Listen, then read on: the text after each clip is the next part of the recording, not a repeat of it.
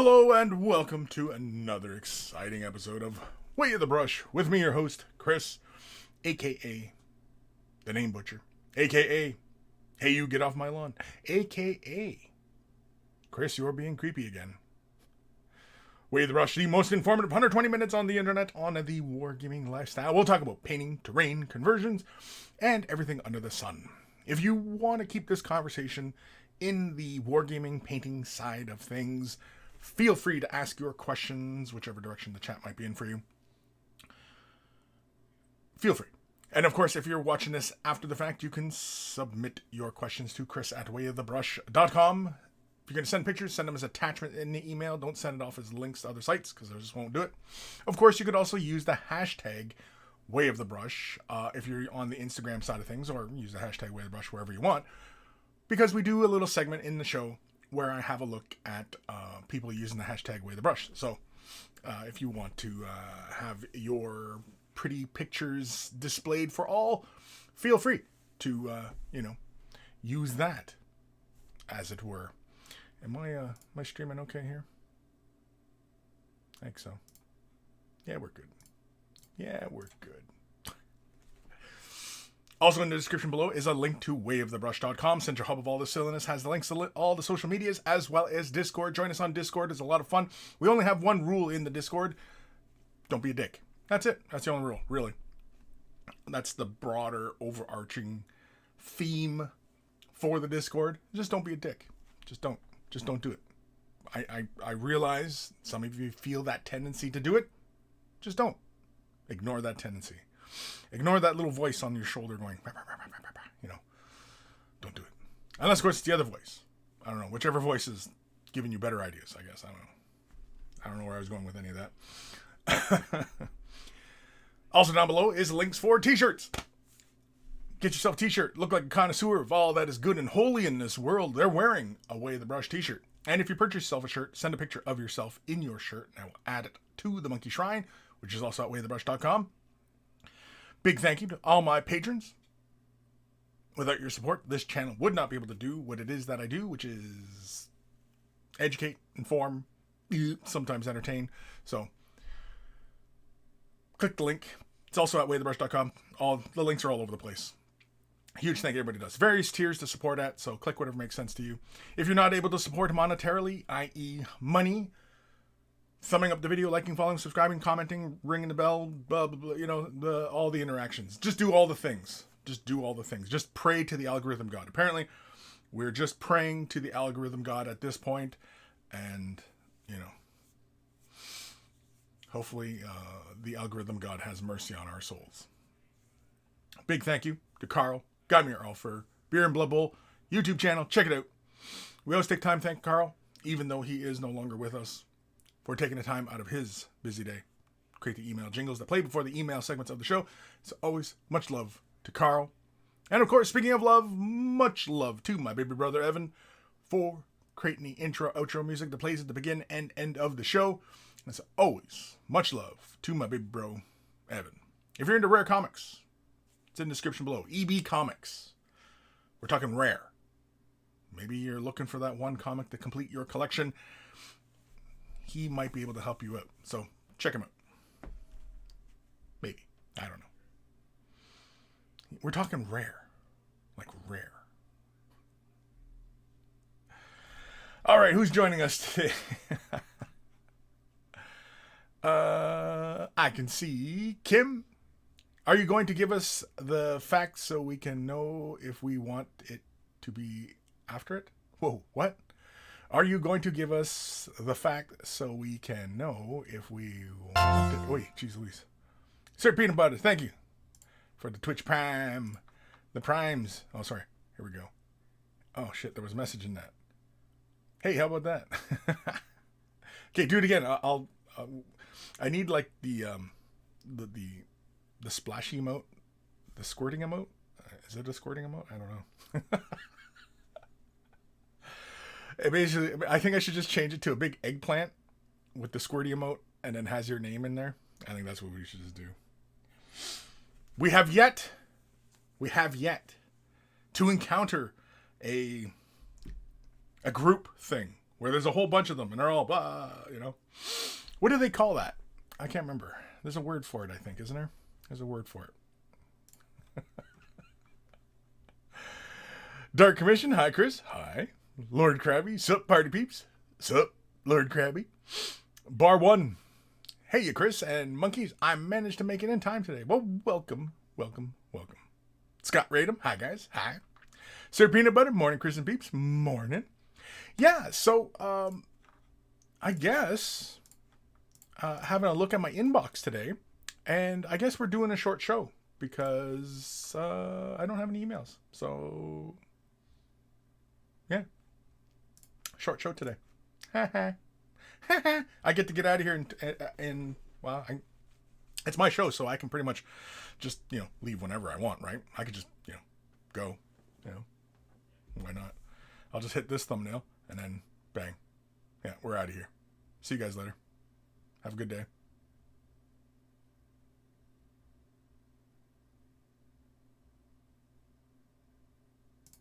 You thought I left, didn't you? You thought I left. Joke's on you. Joke is on you. Yeah, so, yeah, we're going to take care of some regular things today. Oh, shit, somebody sent an email. Damn it. Oh, Scott. It's from Scott. So, okay, Scott sent an email. Damn it. Send an email. Damn it. Now I got to do emails. Damn it.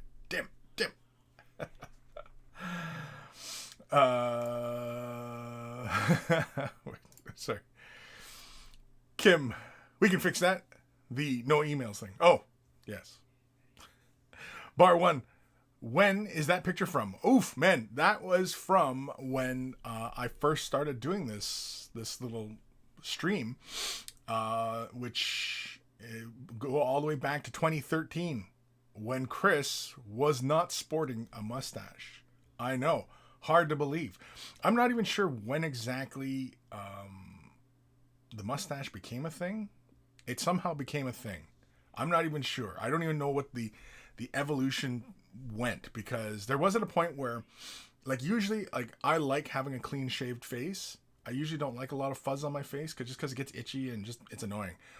And yeah, it was at one point where I was just kind of fuck it, and I was just letting it all grow. And then I had like all sorts of like chin hair, and I had face hair, and not on my cheeks though. My cheeks still, I don't get like a lot of hair. I get like a couple of hairs, like whiskers coming off my face. And the thing is that the hair grows quickly, but it's not very dense. So I have these big, thick hairs that have just come out of my face, and that's why I shave all the time. I prefer to shave all the time, because now, mind you, it allows me to do, you know, mustaches like this, and this actually grows in fairly fast. But yeah, otherwise, no. This is the only thing worth note. Everything else, I can't grow for shit. Even like the chin hair. Remember, I used to sport like chin hair. Yeah, I don't. That doesn't grow very well for me. It's, you know, it grows long and fast, but it's like 10 hairs here, a hair here, 5 over here, a red one back over here, and you know what I mean? Like, it's not a good look on me. It's not a good look. And that's fine. I'm fine with that. I don't see that as a negative. You know, I mean, famously, Native Americans were not hairy people, so, you know, it's just a thing, right? But yeah, that picture, when we first were doing Way of the Brush, back when I was working for Mini Wargaming, and we were first streaming on, when it before Twitch TV, it was Justin TV, and yeah, so that's a while ago. It's a while. Scott Radom, I fired in a quick one. Yeah, I see that. Yeah, on the slide. You threw it in on the slide. Damn it. God dang it. Now I got to do... Oh, shit. I just had a quick look at it. Oh, man, that looks... Wow. Well, when we get to this is a treat. This is a treat. Damn. Yeah, that's some wonderful painting. Anyway, getting distracted here. Where are we in these comments here? Scott Radom, I would imagine, like most of us, the facial hair was grown to buy beer when still underage. A mustache is undefeated for pulling booze. Yeah, well, yeah. I even when I was a teenager, oh man, it was horrible, horrible. Like this, I've only been able to maintain this for the last maybe 10 years.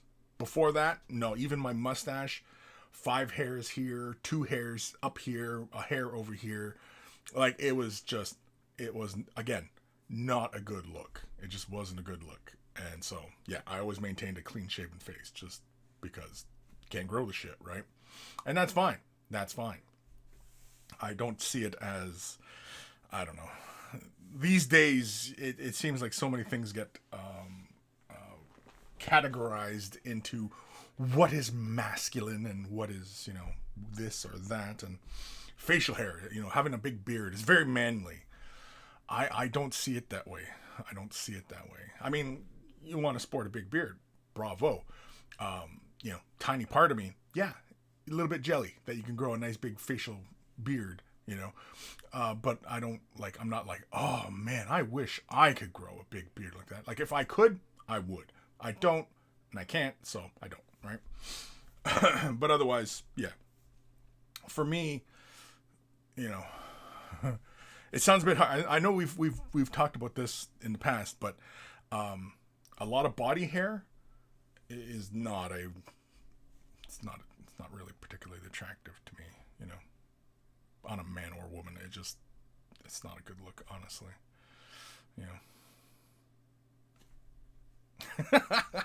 Sorry, that was like the pee shiver. It was just, why do we get a shiver when we pee? Why do we get a shiver? Like okay, I'm sure everybody does this. I'm sure everybody at some point in their lives have done the body shiver when peeing. Now, for a lot of guys who stand and pee, it turns into this whole, convulsing type of motion. I don't know for ladies, or for sitting on the can, I guess. I don't know. But yeah, pee shivers. Why do we do it? Why do we do the pee shiver thing? Why is that a thing? Please, somebody, let me know. Give me your best answer. Whether it's fact or speculation. I'm sure many of you right now are like Googling it up. Why do we shiver when we pee? I mean, if you're going to go to that kind of trouble to Google it up, then point me towards some goddamn science papers or some actual studies that were done, or, you know what I mean? Like, point me in that direction. Don't just, because, it's really, we were, evolved in this and blah, blah, blah, blah. Please don't. Anyway. Legion. Saw your interview with Jazza. Good stuff. Thank you. Yeah, did you watch the interview, or did you watch his update video on his custom chapter? Yeah, I was really pleasantly surprised. Kim, I guess, was on their stream or something. I don't know the whole story was there, Kim, but Kim was in the stream, I guess, for his channel on Twitch, I think it was, or maybe it was YouTube. I don't know. I don't really know the details of the story. But anyway, they were talking about custom chapters, I guess, and Kim was talking me up and made them aware of me.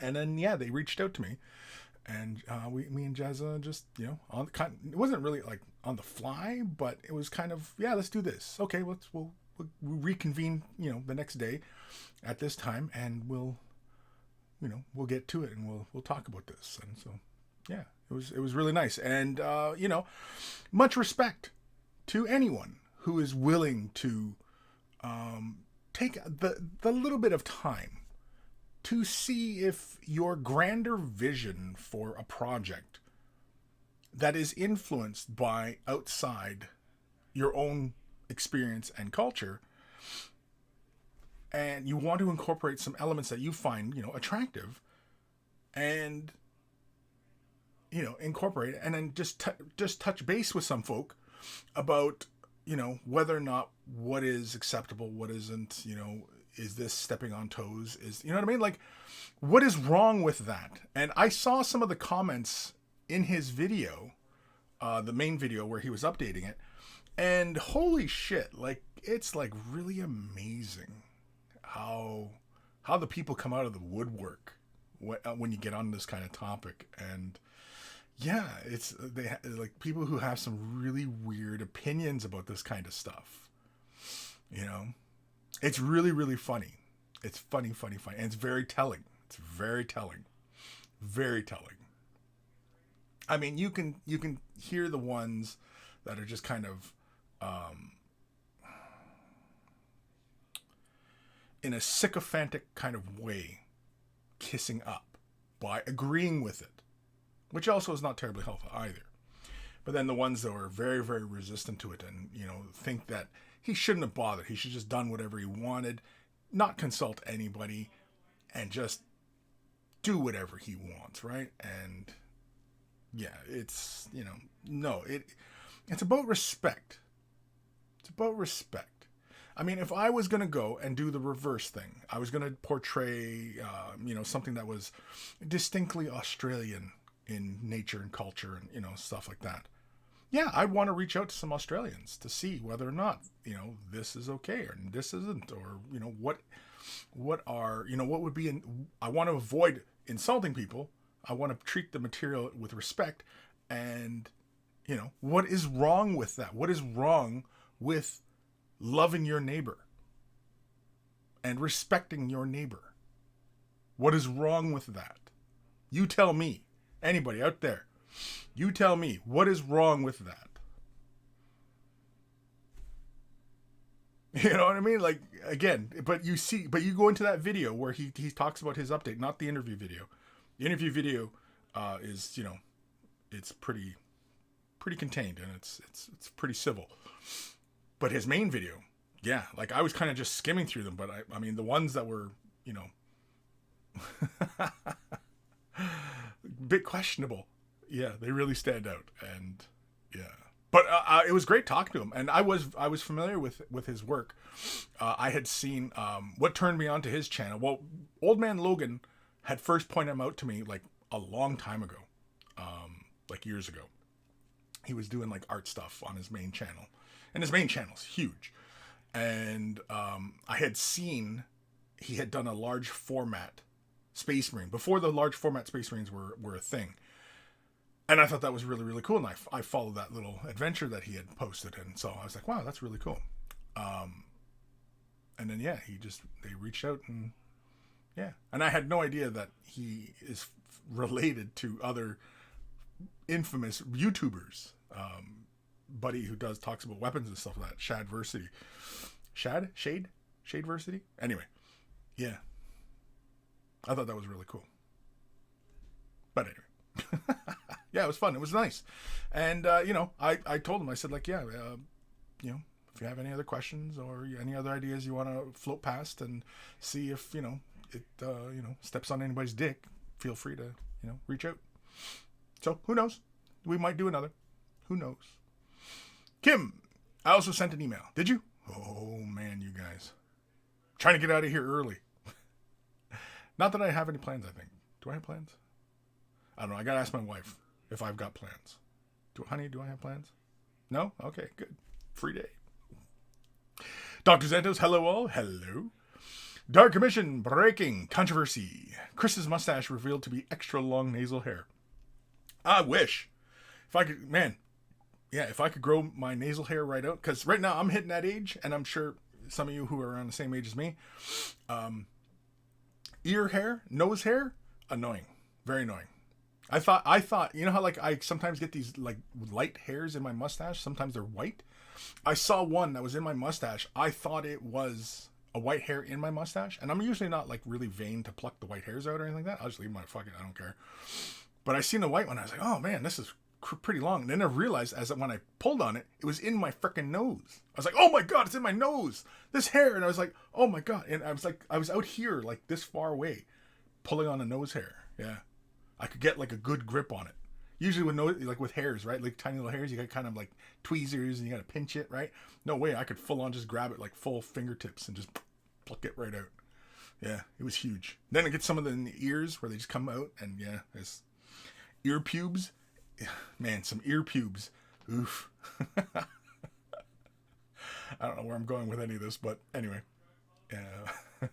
Oh, yeah, here's an idea. Talking about mustaches and hair and everything like that. So, I have been contemplating very seriously. Okay, we're going to get serious here a second. Okay, we're getting serious. Here, hold on, let me get the mic. We're going to get real serious here. Can we get really serious? Let's get really... Okay, we're getting really serious here, kids. All right. So, hi, how are you? Getting real serious here.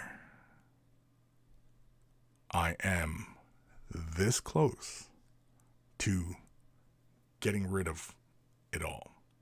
Now, hear me out. Hear me out before you start going, no, don't do it. I'm thinking about shaving my entire head and my face. Everything gone. Okay? And then the head hair, I'm thinking I'm just going to let it all go. I think I might document the process a little bit. I don't know. I don't know if I can, if I really feel like, charting out a whole year of what the growth looks like. But it might be kind of fun. But as far as the mustache, the mustache can always come back. But, no, I'm just kind of like, I just want to get rid of this whole damn thing. But anyway, yeah, that's it. That's all. That's all I wanted to say. That's us getting close. That was me getting close to you guys. But anyway, yeah. Mr. Kevoshi. Hey, Kris, I loved your tutorials from back in the day when you were with Mini Wargaming. A lot of your stuff helped me out when I first getting into the hobby. Well, thank you. I'm still very proud of the body of work I created there. It was many years of quick tips and tutorials, beginning to ends, and all sorts of stuff. And yeah, I'm proud of the work I did. And it's a huge body of work that I made. And fresh tips on this channel, was touching on that. Was basically kind of a continuation, but I didn't want to use the quick tip name because it's not like I think quick tips could be trademarked because so many channels across many different spectrums use the name. So I don't know, but I didn't think it was necessary. Again, it was at the time when I was doing this stuff, it was kind of just rebranding, right? So yeah, but thank you. Yeah, I'm glad it helped. Lord Krabby, I'm pretty sure when we pea shiver, it comes from the numerological condition. Causes a muscle spasm. Due to this muscle spasm, it shakes the whole body. Is it a neuron thing? Yes. Short answer, yes. Was that the fucking long answer? Lord Krabby? I read that whole thing and then he said short answer, yes. Took me on a whole journey there. Scott Radham, can't believe the comment section went poorly. That was our last bastion of hope of open discourse and sharing of opposing viewpoints fairly and with respect. Yeah, well, it's not like there's a lot of them, but if you skim through the comments, you'll see them jump out at you. It's pretty obvious. And again, it goes into this whole. Oh man, it's such a tired argument, but this whole cancel culture thing, the idea of this cancel culture thing, and it doesn't exist. I'm sorry, it doesn't exist. Accountability, yes, but this whole cancel culture, it's ridiculous, and you see it played out in those comments, and it's ridiculous. It's just simply a way to respect other people's identity and culture, right? Aren't the tenets love thy neighbor? Isn't that what it's about? Right? Everybody fucking has that shit tattooed in the bumper sticker on their goddamn cars. So how hard is it to practice it, right?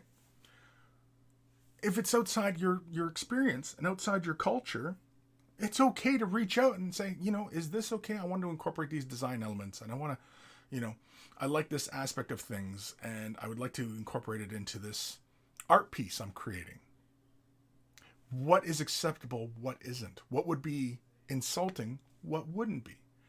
Absolutely nothing wrong with doing that.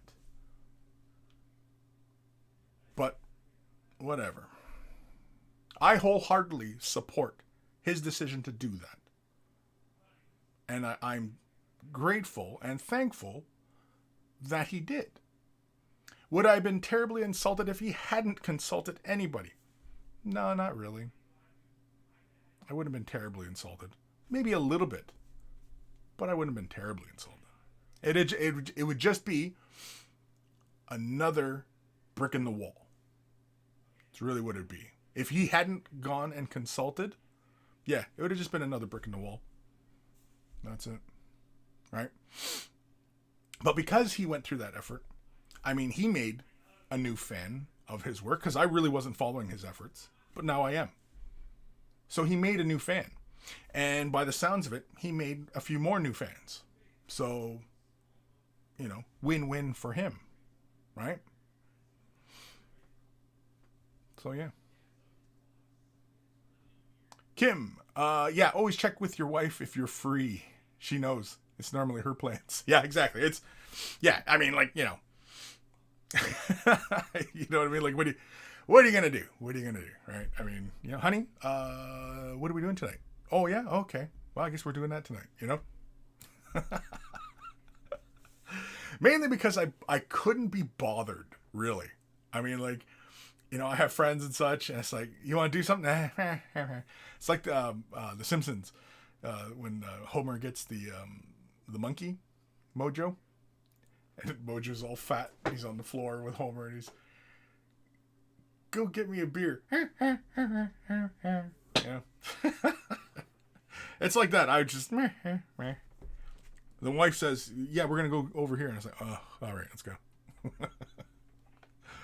But I was going to play with my toys. Oh, man. Anyway. Dr. Xantos. I've been shaving my head for years now. Best decision so far. Well, I was thinking... I mean, some of you may or may not know this about old Kris, but I am a man for my own spirituality, I guess is, it sounds a bit hippie, but it is a moment to physically cleanse and emotionally and mentally, right? I can feel it coming. When? I'm not sure. But that is the shape it will take. Like a purge of sorts. And it's a physical representation of the spiritual intention. Is, I guess, really where I'm going with that. Golden Rogue Minis. Hey, dude.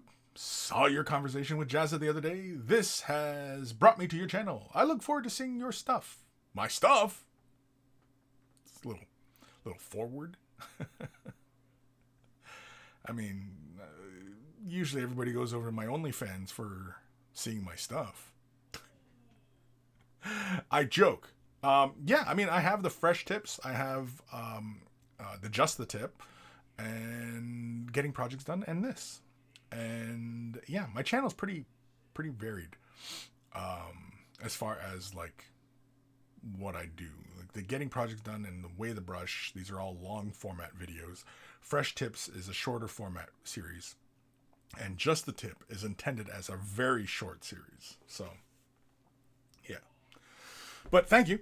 And enjoy, and feel free to comment on any videos that you think are helpful, and any videos that you think that something wasn't addressed, or might have been just, would have been more helpful if would have shown this, or, something like that. Constructive criticism. I'm open to constructive criticism all the time. Fire Drake 18. Hello, Kris and monkeys. I feel like I missed a whole conversation. A whole conversation. I think we've talked a few things already, but yeah. Disco Duke. Hey, Kris and monkeys. Managed to catch a little bit today whilst cooking dinner. Yeah, it's dinner time for you guys, eh, in the UK? Yeah. Kim. The insane amount of people on his channels. I understand that he is careful with not stepping on people's toes. They are on him to skin him in the comments if they feel he does. Stupid, but the way it is. Yeah. I mean, you're always going to have those critics out there. And I mean, like, I'm sure he's got thick skin. I'm sure I'm pretty sure he's been at this for a long time as well. So, yeah, I'm pretty sure he's probably got thick skin and he can handle it. Plus, too, it seems like, he's got a pretty good crew around him. So, I mean, shit, he might not even read those comments. I don't know. I have no idea. I have no idea what his process is. Again, I'm not pretending I know the man very well or anything like that. Like, he does his thing. I'm a new fan of his, I guess. So, I'm still on the journey myself. Russ Sandbags. Hey, Kris. What tools would you recommend someone purchase for terrain building for someone new? For terrain building tools, well, you can never go wrong with your handy dandy hobby knife, right? But you can also, or alongside that as well, and they often will sell them fairly cheap. They get called box cutters, but they're more of the industrial razor blades. They're disposable razor blades. Like you can kind of snap the nibs off as they get dull at certain points. Those are really good for shaping and carving out and cutting foam core, styrofoam, which is insulation board, all these kind of things if you're going to be cutting around plastic bottles, you know what I mean? Like all sorts of garbage. Because, if you're making your own terrain, you're hoarding garbage at this point, right? So, yeah, big hobby knives and razors. I think a small saw, like a razor saw, you can find those. What's actually a really great site for precise small tools? You guessed it, Micromark. Micromark is a really good site for that. They've got tons of different tools. I know it'll make your head spin. When I go to Micromark, and sometimes I get their catalogs, I get giddy like a little kid. Like remember when you were a kid, and like the Sears catalog would come in, and you'd skip over to all the kids stuff. Yeah, that's me when Micromark catalog shows up. I'm like, oh, look at this. Oh, look at this compressor. Oh, look at these calipers. Oh, wow, look at, yeah, so, but as far as, like tools, hobby knife, box cutter, or like disposable razor. I don't know, what the frick are they? What is the technical name for those kinds of razors? Box cutters. What is the technical, like, or not the technical, but the correct common usage name? I don't want to say box cutter, but anyway, disposable razors, I think you know what I'm talking about. Razor saw, sandpapers of various grits. Just go to your hardware store and pick up various sandpapers. You can always use whatever as a block to, sometimes you can even just fasten the sandpaper down and then just rub the part on the sandpaper. Sandpaper is a big one. Scissors, good pair of strong scissors, not regular household kind, but like something with a little bit more strength. Wire cutters, that's another one. Wire cutters and pliers. Clamps, you might want clamps, even just like some of the smaller clamps, like those collapsible C clamps. Man, I've seen them in like dollar stores. They sell like a whole bunch as a pack. They're they're dollar store brand, so like they're they're not like industrial tool size, but they're not like they're going to get put under a tremendous amount of weight and strength anyway. So for our hobby needs, those kind of things work out pretty good. Yeah, just for holding the parts down, like if you're gluing two pieces of like, foam together, or foam to MDF or something like that, those lines, But yeah, you start off simple, you pretty much, everything I've described, I think you pretty much find at a dollar store. Just grab like a pair of pliers, wire cutters, razor blades, C-clamps. Oh, the razor saw you might not find at a dollar store though.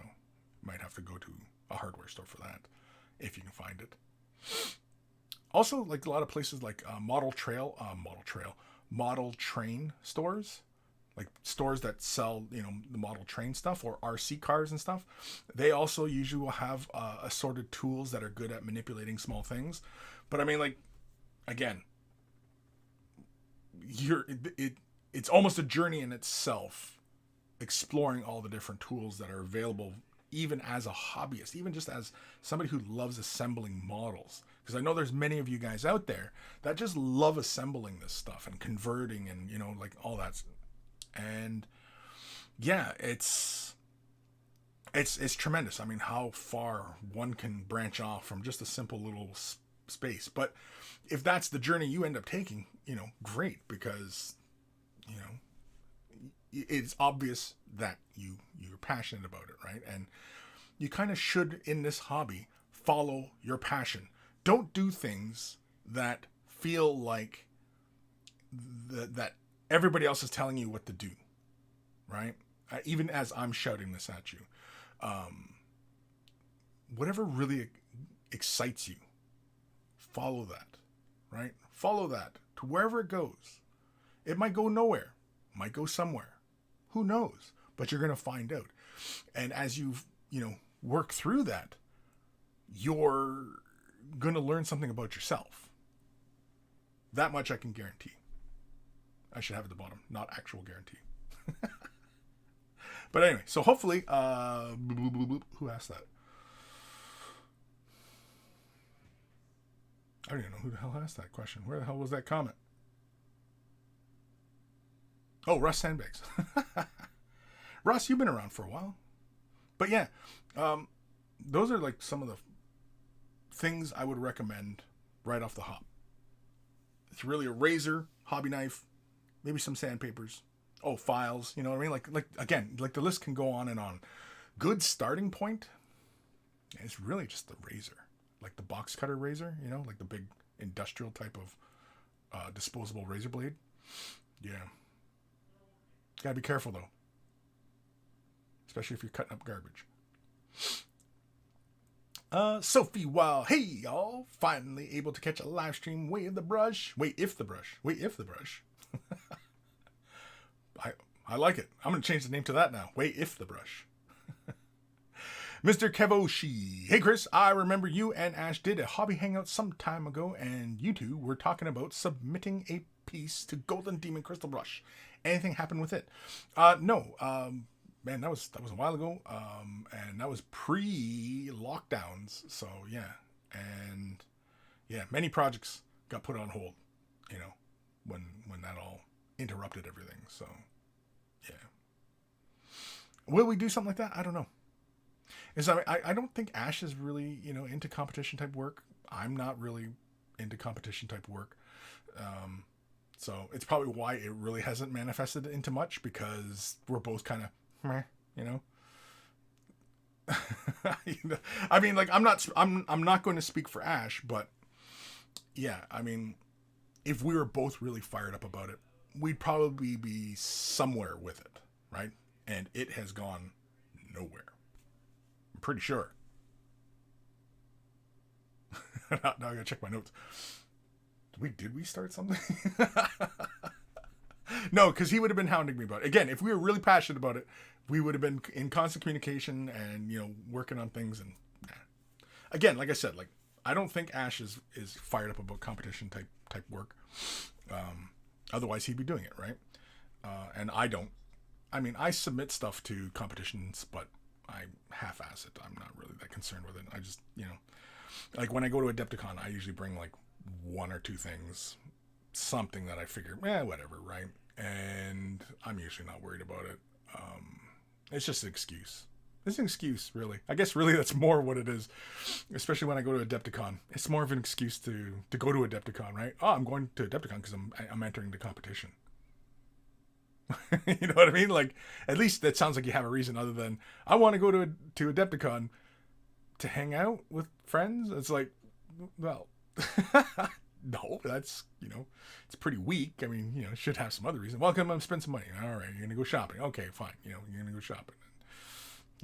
It's just these excuses we make up for ourselves, I guess, to justify our decisions. Wayne Hamilton, what size paintbrushes to use for painting 15mm metal miniatures? Well, it all depends what is available in your area.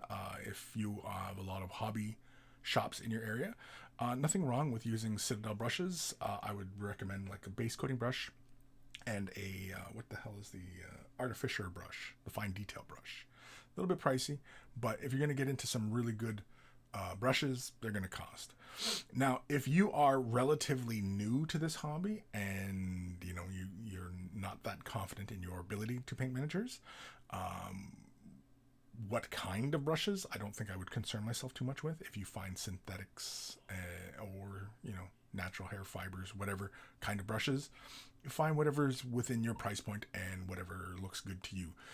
As far as sizes are concerned, I do a lot of my work with number 1 size brushes, but I use natural hair brushes that come to really good points. I can dot eyes with them, but I can also base coat with them. I don't really recommend that, but you get my meaning.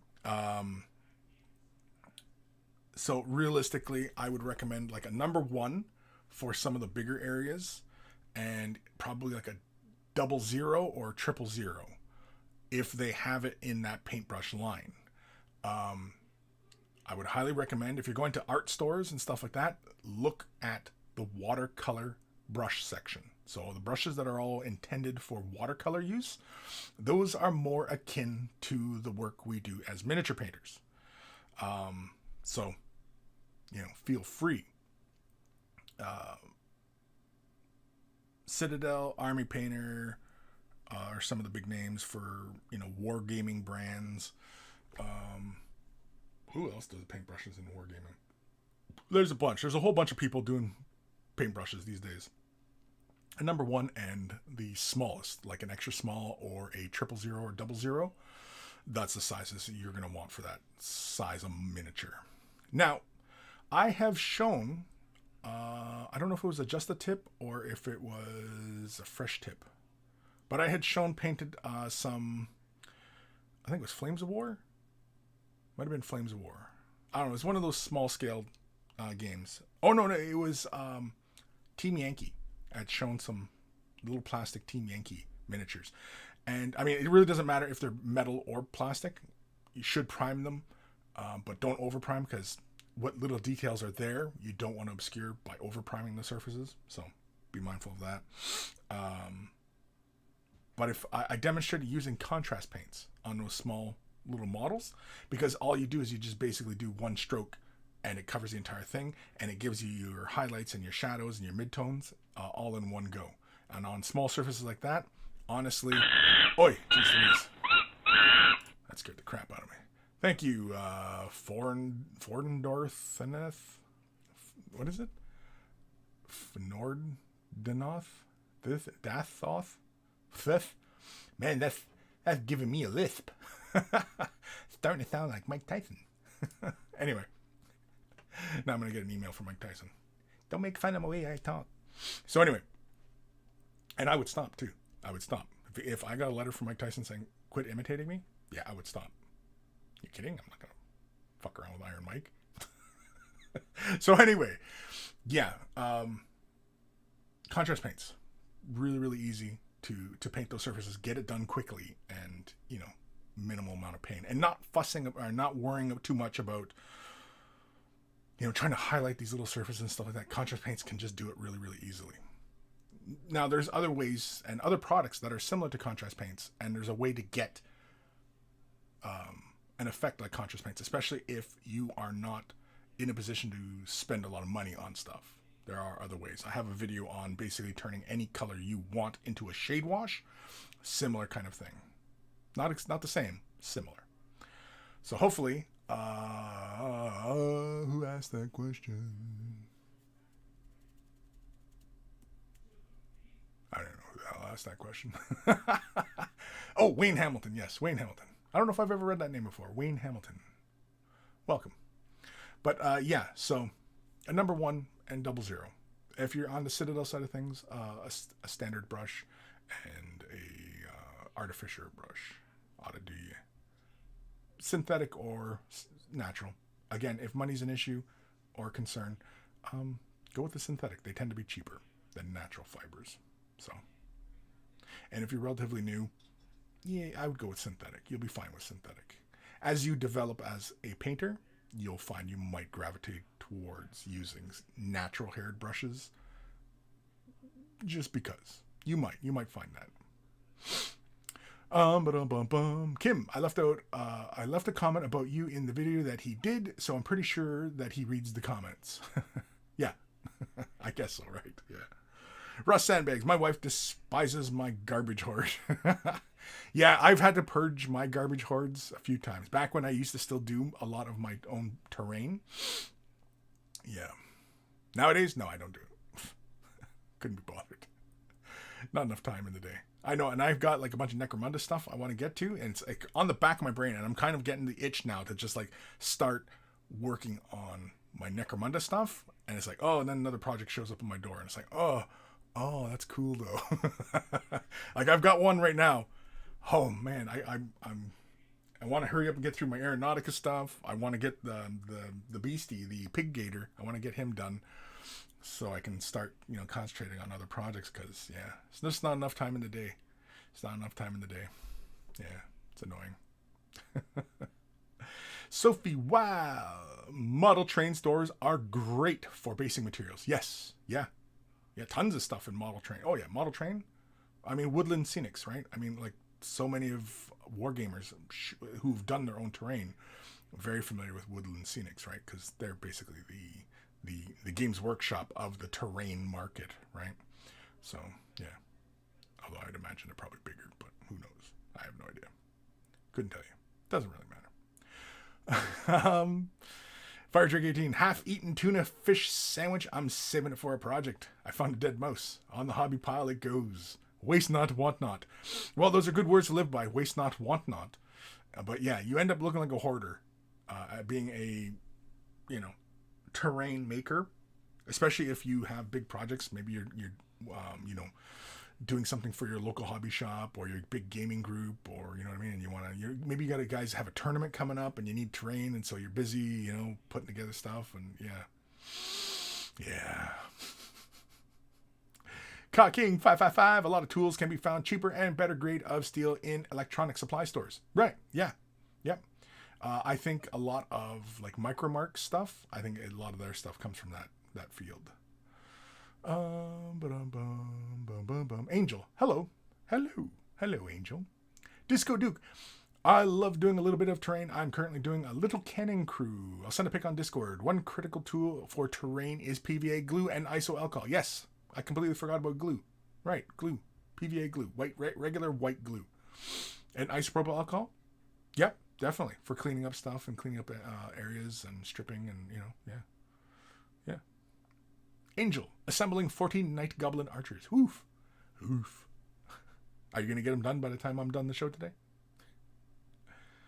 Cawking, I have swamped over to Scaplies, as it's way much cheaper to get in mass as blades do dull fast. Yeah, going for the disposable stuff. Yeah, disposable blade, because insulation board. Yeah, that dulls the blade fast. Also, the knife sharpeners, right? You get the really fine grit ones good for razors. Yeah, there's a streamer I follow. He does a lot of cosplay. He works with foam, the EVA foam, Evil Ted. And he highly recommends, you pick up, the fine grit, they're for sharpening knives, but they work great for razor blades. And you just, occasionally do your razor blade, and you extend the life of it, just giving it a quick sharpening, right? So yeah, I like that. I like that idea. Excuse me. Flying monkey paints. Raphael size 0 is great size for doing most things. Yeah. Yeah, a 1 or a 0. Yeah. It all depends, again. But yeah, it's ballpark. Usually, in my experience, number 1, especially within watercolor lines, they're pretty small. Yeah. But yeah, I agree. Wayne Hamilton. Zenithal highlights. Prime black, then gray primer over black, and white primer over black primer. Whoa, what? Black prime, then gray prime over black, or white prime over black primer. For the Zenithal, you can go like first a light gray, like a light gray primer. When I say light, I mean like a light covering, not light as in a light gray, right? A light covering of gray, whatever gray you have.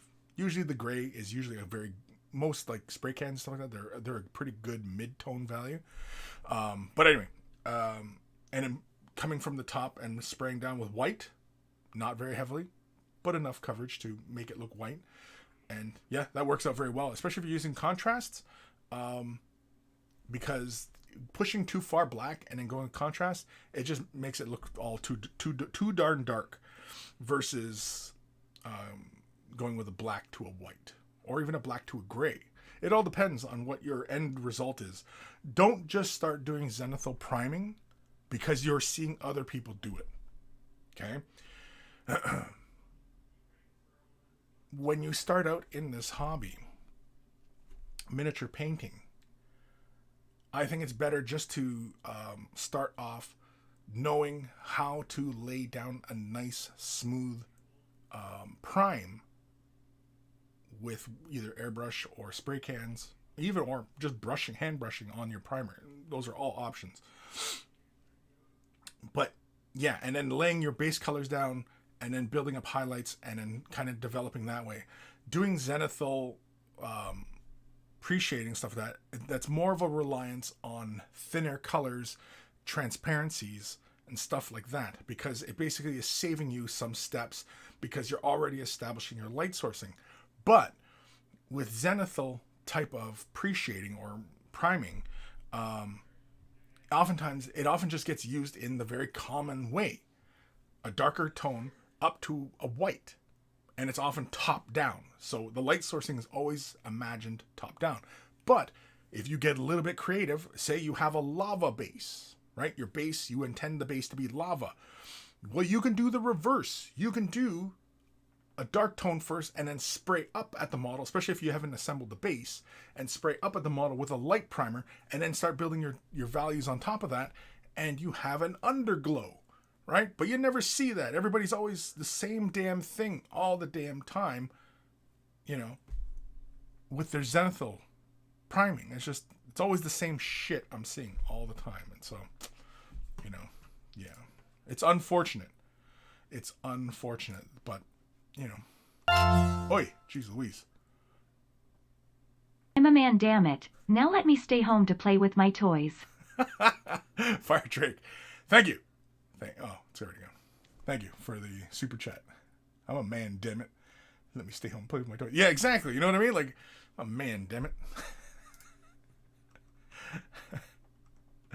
Where the hell am I now? These comments here. Sophie Wow. I'm curious to know, Kris, how do you organize your paints? Is it by color or type, like base, layer, and brand? So, like, actually, I go by hue. I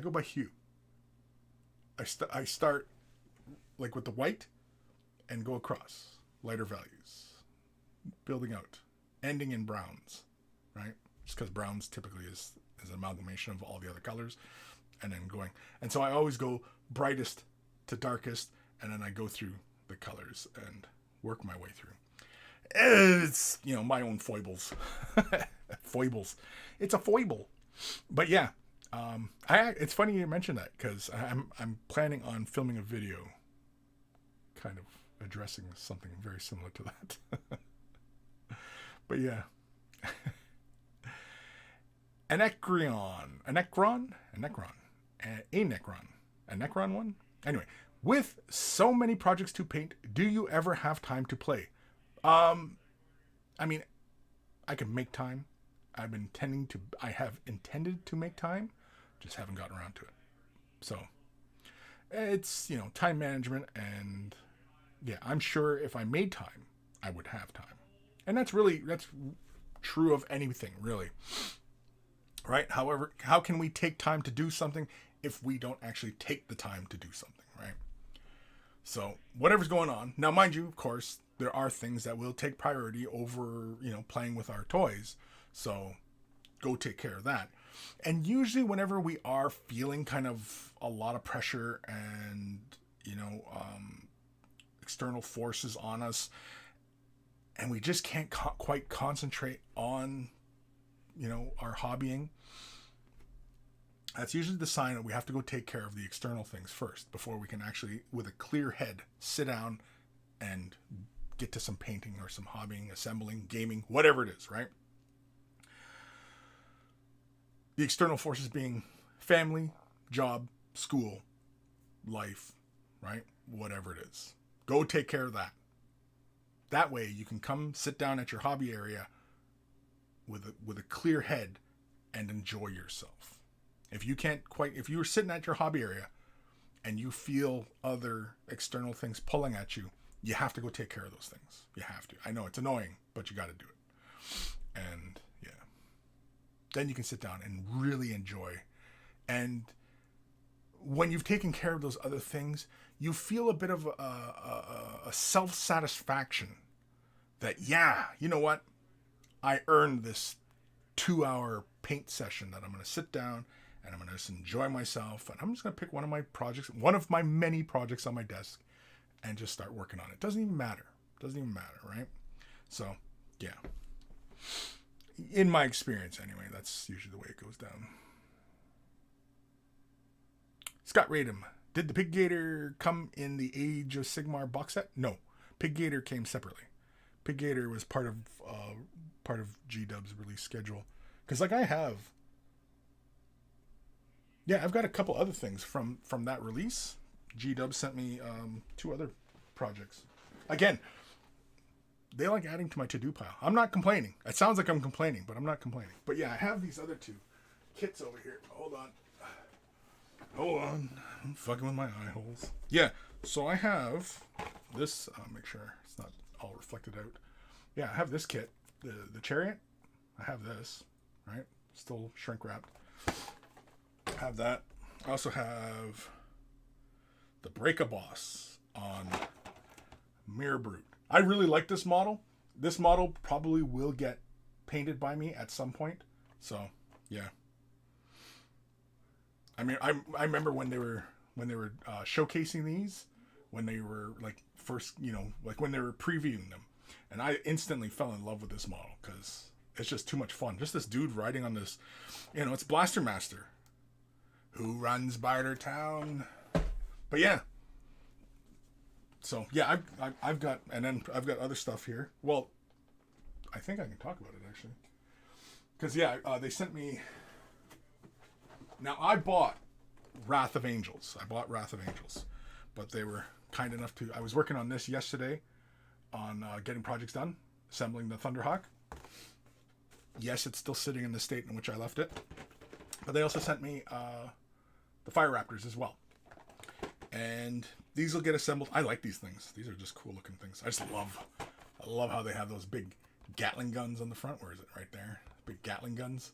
It's kind of like an A10 thing, right? And it's just really, really cool. But anyway, yeah. And then I've got... I think I can talk about this stuff, right? Yeah. I think I can talk about it, but I better make sure. You know what? Let's take a quick break here. I'm going to head over to the G-Dub side of things here. This one? Yeah. I'll leave it on this window here.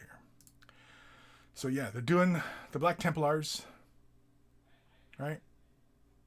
Big deals. 534 British pounds. Hoof. Black Templar Codex. That's not a bad deal right here. This Sword Brother one. That doesn't look like a bad deal. It's got the cards, dice, Codex, characters, some Templars and a tank. That doesn't seem terrible. I actually really like these Black Templar dice. I don't even play Black Templars. I have no interest in Black Templars. I just like the look of the dice. They look cool. But yeah. There's Combat Patrol. Black Templars, Combat Patrol. Why was I seeing this on social medias that apparently combat patrols are not a thing? There's a fucking combat patrol right there.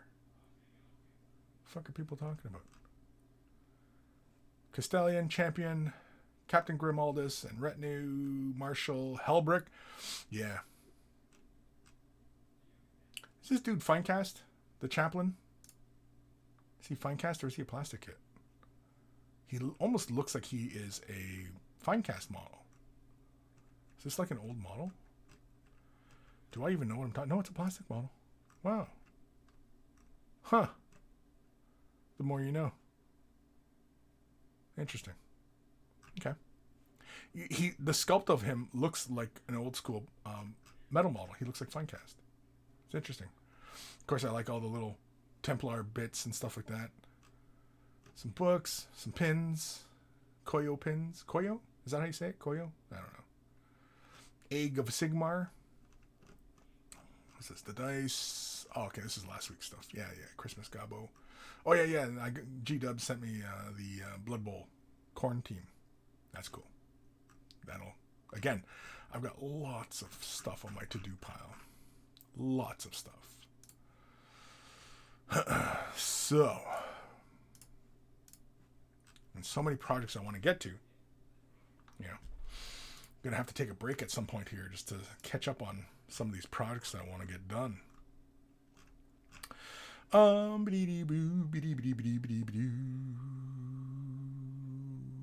Wayne Hamilton, retired attorney, have been in the hobby since 1980. Wow.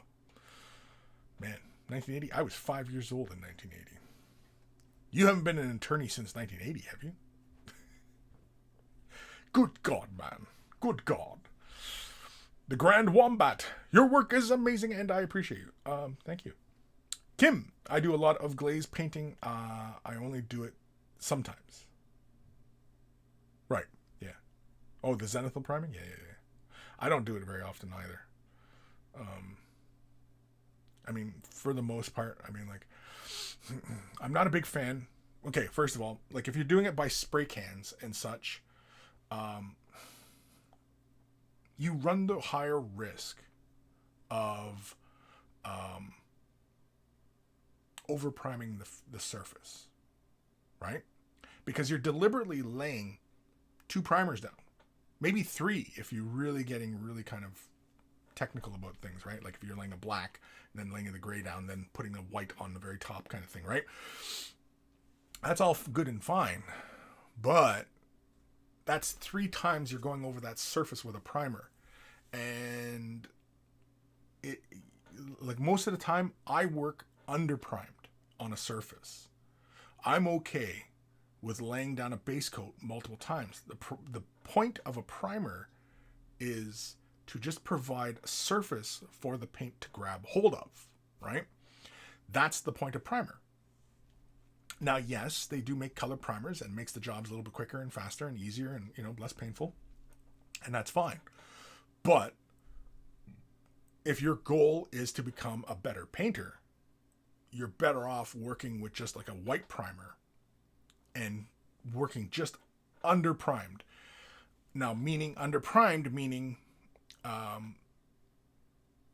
you can still see a bit of the under material kind of peeking through, right? So if it's a plastic model, you can see just a little bit of that plastic poking out from underneath. If it's a metal model, you can see just a little bit of that shiny metal, right?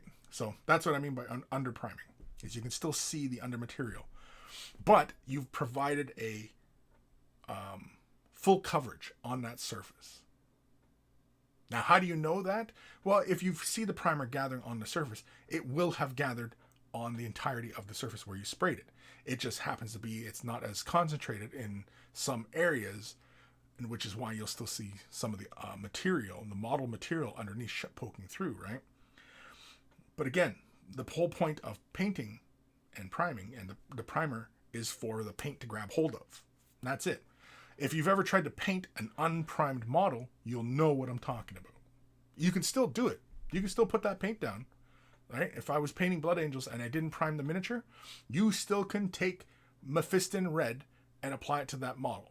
Thin it down just a little bit, just a drop of water, whatever, just a little bit of water. Thin it down and apply it. You'll see the paint, right, bunch up on the surface, right, like water beading. It'll just bead up. This is beating up, apparently. You'll see the paint do that. And as long as you keep kind of just moving it around, as it dries fairly quickly, it'll spread out faster. As you keep moving the paint around as it dries onto the surface. Now, as long as you don't apply too many layers of paint, you won't obscure any details. That's the danger that you're always looking to avoid, which is why I caution against over-priming or working with your paint too thick or anything like that, right? That's why it's always recommended to work in thin layers, because you do not want to obscure the details. That's the whole point of that. So, hopefully, that helps. Where the heck am I? Cawking. In the darkest day, the dampest night, no primer shall escape my sight. Feel the power of the monkey's might. I love that. That's great.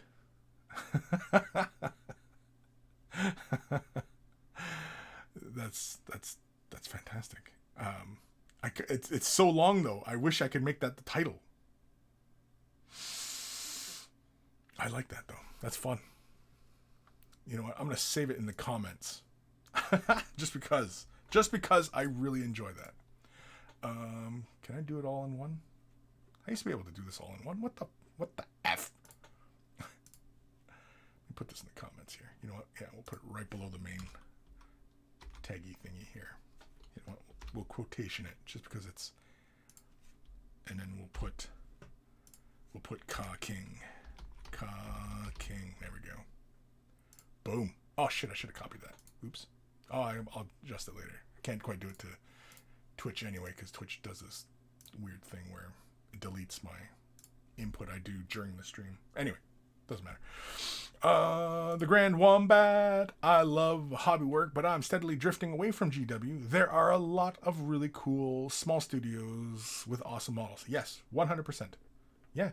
If you don't feel like Games Workshop is providing the right kind of content for you, yeah, there's nothing wrong with walking away and, you know, gravitating towards somebody else's work. Absolutely nothing wrong. Do it. I dare you. Do it. No balls. Do it. Flying Monkey Paints. Is Pig Gator related to Man Bear Pig? Like, is it the love child? I don't know. It could be. I dare not speculate, but yeah. Evan Belleau. Sup, everybody? Sup. Kim, I have to get that orc on the Trogot kit. Yeah, the, what the hell's it called? The Breaka Boss? Yeah, it's just like, when they previewed this model, I was like, damn, I might even get that model. I don't even collect this army. I don't even paint. I have Deepkin for Age of Sigmar. I have no intention of building an army of these, even though I have enough models now. I could field an army of these guys. But I just love this model. I just love the idea of it. And it's just too funny. It's too funny. And I like... It says easy to build.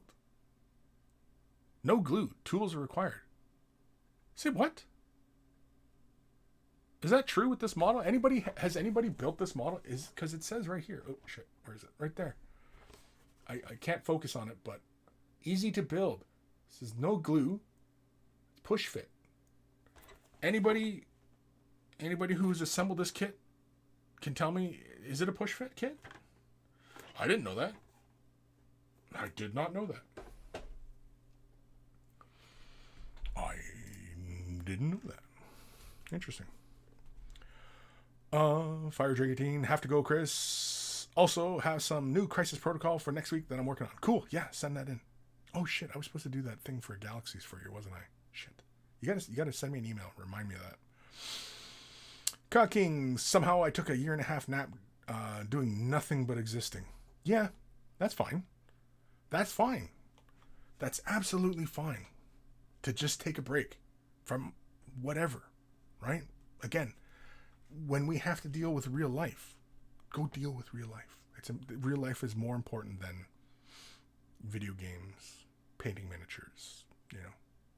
Yes, I know that these things are the things that help us cope, but that's it though. They only help us cope. You need to cope, right? And you need to take care of real life. And so, yeah, sometimes just taking a break from everything, right? Sit in a dark room and just recollect yourself. Sometimes that's all it takes, you know? Yeah, I hear you, man.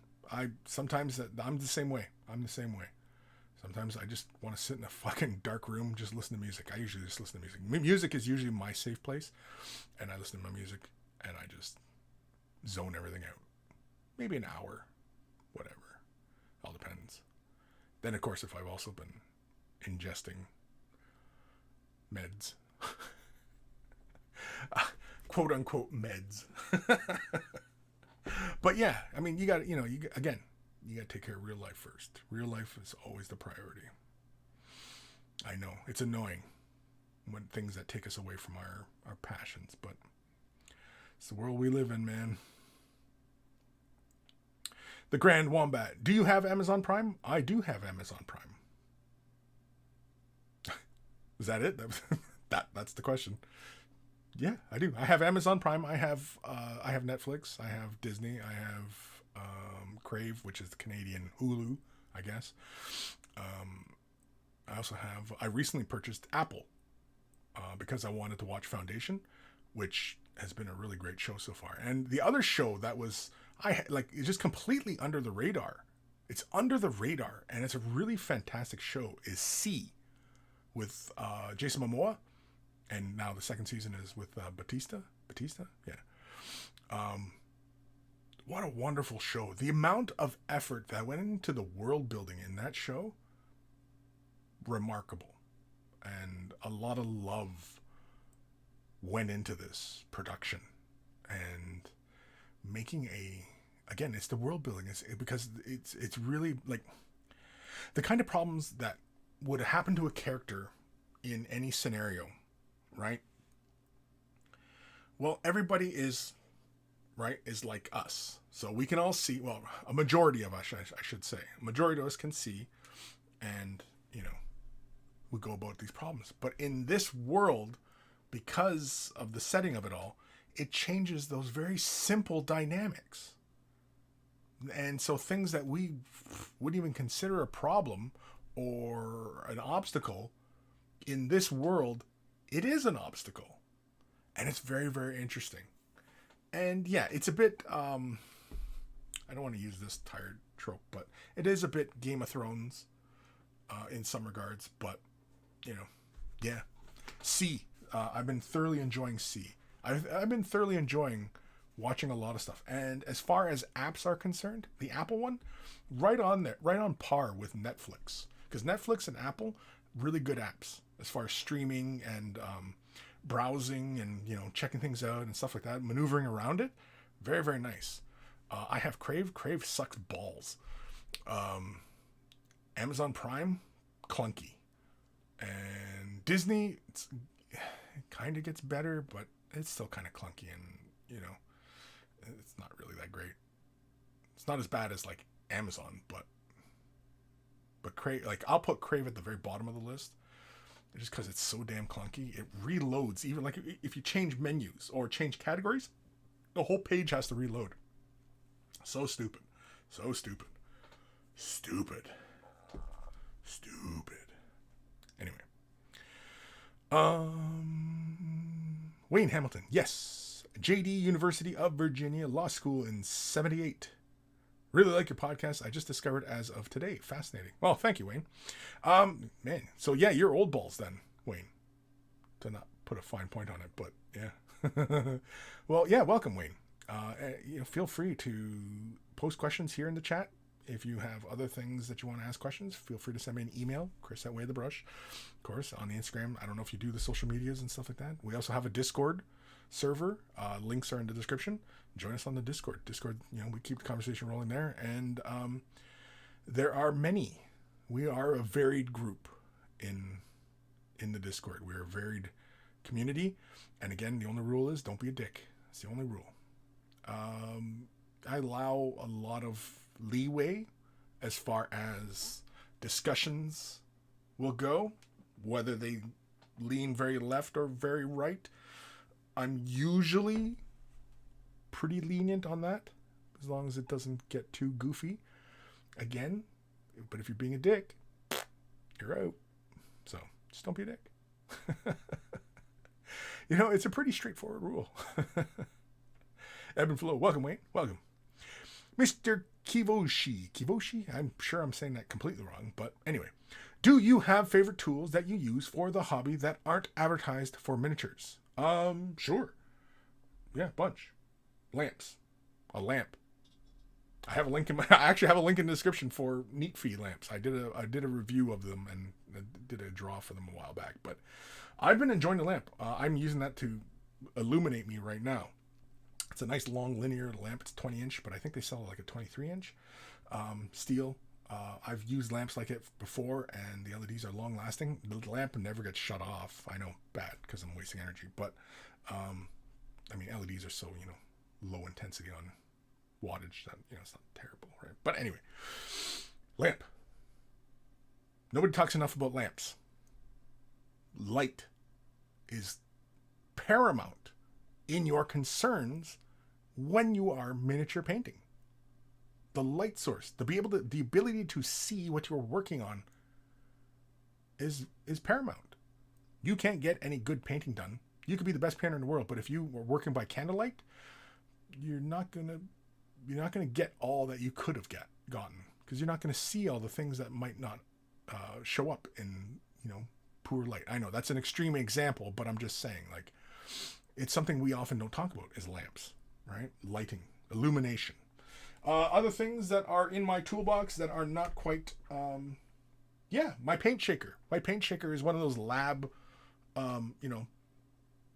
agitators for, samples and stuff like that. I use one of those. It's a lab. It's made for, labs, but yeah, I use it as a paint shaker. Works great. It's wonderful. Other companies have now gotten on that, and they do a paint shaker and everything like that. Basically, it's just an orbital mortar. I'd like to try and basically kind of, DIY a paint shaker out of an orbital sander. I'm sure that can be done, but yeah. Man, I've got tons of tools that aren't really designed for miniature painting. I don't know. Oh, one of my favorite tools that I use, I don't always use, but yeah, right here. So my little bits tray is this. This is a mini vice grip or mini vice. Very, very small. So basically it has this little plate here that you can, when you open up the jaws, you can use the plate to grab hold, just apply a little bit of pressure and grab hold, and then you just use the lock and to lock in the position and thing. And you can see it's quite dirty because I use it for painting and everything like that. Like, you can see all the paint. That's paint. That's not wear. That's just excess paint on the surface. But anyway, yeah, I use this. This is I want to say it's a jeweler's vice, I believe. It's for jewelers. If you go to micromark.com, I'm pretty sure it's .com, and yeah, you'll see tons of tools there. And you'll just, if you're a bit of a tool head like me, is that right? Right expression? If you're a bit of a tool head like me, yeah, you'll spend hours there. You'll be like, wow, look at this. Ooh, look at that. Oh, look at the fine precision. How many microns? And then you'll find yourself all of a sudden being very concerned about how many microns something is. Especially if you get yourself a little digital caliper set or something. Yeah, you'll geek out about that all the time. So yeah. But yeah, do I have any favorites? Probably the lamp, honestly, is the lamp. I really enjoy this lamp so far since I've done that video, which has been, 3-4 months maybe? Yeah, it's worked fantastic. It's big, it's long, and yeah, it works well. And before that, I was using one with a ring light with a glass diopter in it, so magnifier. And that one was my favorite of all time until I got this one. And I was like, damn, this is so much better. It's so much more light. Like, I don't even know how many LEDs are in this. It's a good amount of LEDs, and it's a big bar. It's really good. Check it out. Where am I? I don't even know where I am. Jabba's Left Nut. Yeah, it's easy build. It is easy build? Interesting. I didn't know that. No glue. Didn't know. Now I know. Mr. Kiboshi. That's cool. Gotta pick one up now. Oh, cawking, you were saying biopsy punches. This is good for fixing bad holes in pegs and making bullet holes. I've never used the Are you in the Discord? If you're in the Discord, post a link in the general. Post a link to that. I'd like to see if you can find like the similar set that you use. I'd like to see. Scott Radom. That chick's voice in C fucking stinks. Don't sleep on Ted Lasso. Oh, right, Ted Lasso. Yeah, that's another one. And then the new one that came out. Well, I want to check out Invasion. And I also want to watch that new one that came out.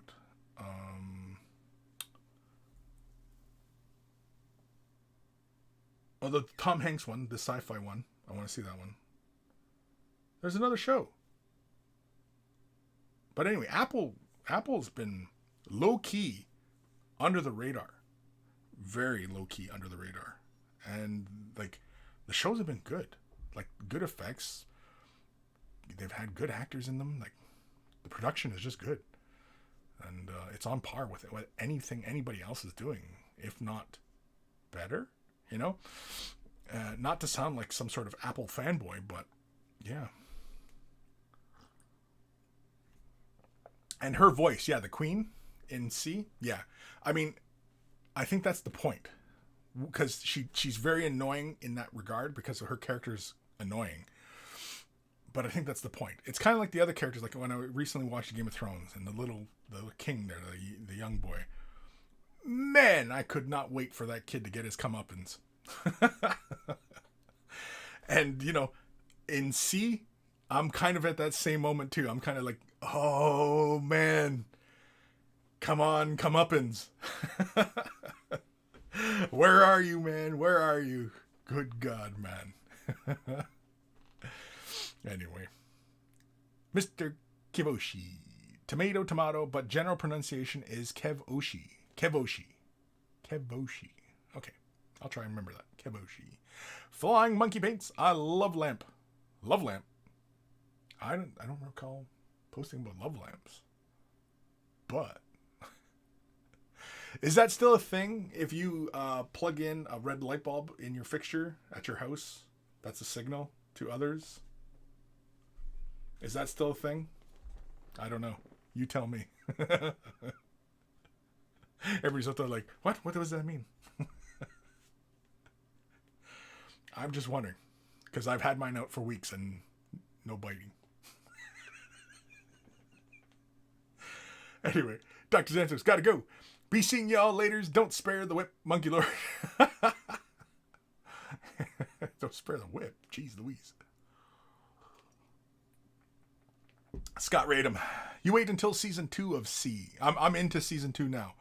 She goes extra deep on that voice. Yep, definitely. If I knew someone who sounded like that, I'd immediately suplex the shit out of them. Just a flying elbow. You know? Yeah. No, I get it. But I think that's the point. Like, she's directed to be like that.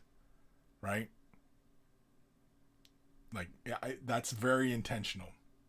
And that is your response to it is what they intended. Because yeah, I feel the same way. She's annoying as hell, but that's the point.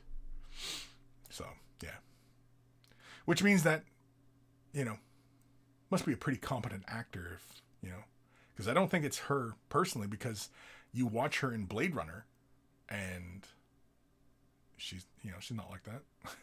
I mean, she's kind of creepy like that, but anyway. Cawking, the link is in general. Awesome, thank you.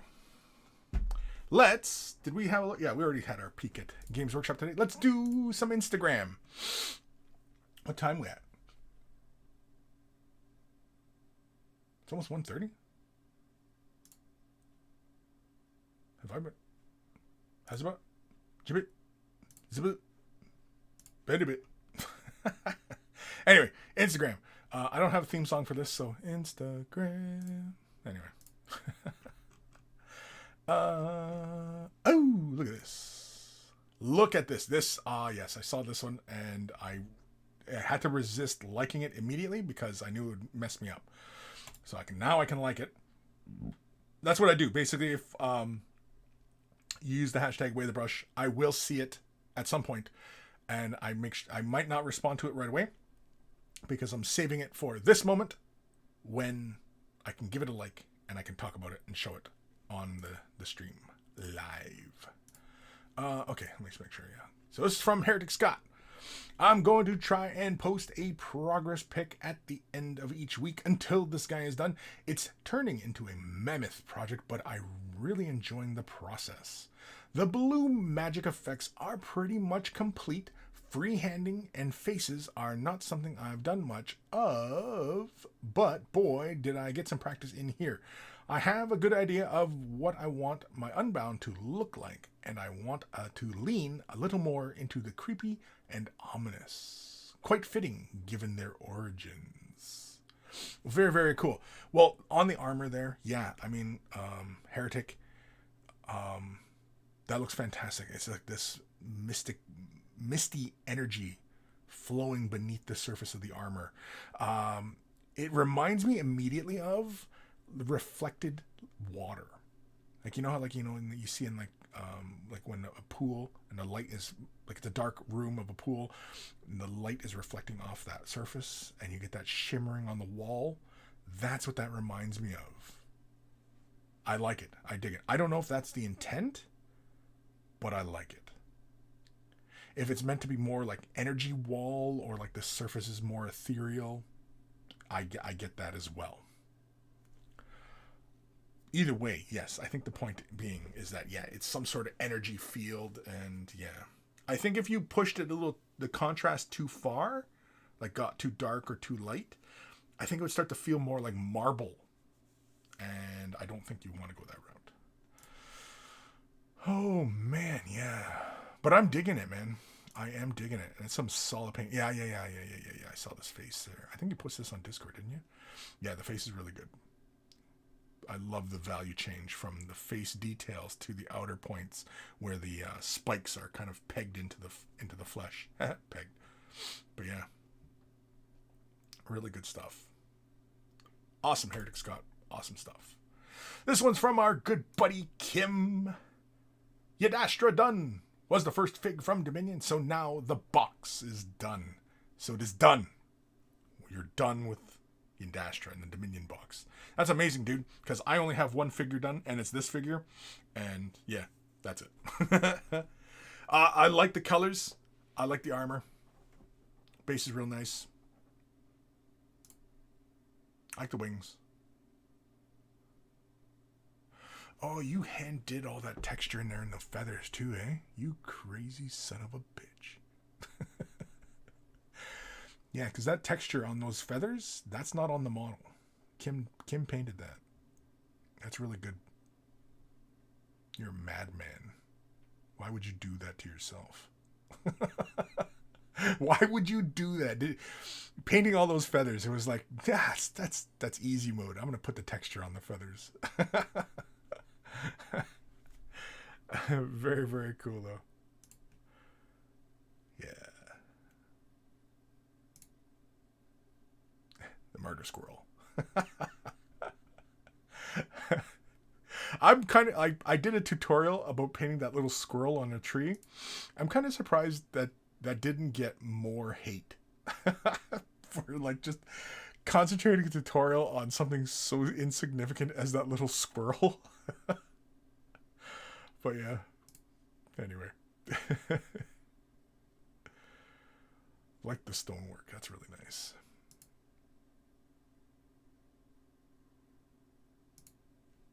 Yeah, very good. Yes, holy shit, look at this. It's from Kevin Cabal. Snacks, part 3. All the snacks, Reaper Bones, Nagendra? I don't know. Made up words. Watch, it's an actual word. Anyway, painted using Citadel paint, standard Citadel acrylics, and Vallejo acrylics. Where to give it a like? Give it a like. Yeah, I like the coloring on these guys. Really straightforward. I like that magenta and the blades and everything like that too. It's just that little spot color that just gives them all that unifying vibe. Yeah, and she's got the flame. I said she because it's the female, right? Yeah, I can see boobies. Boobies! Yeah.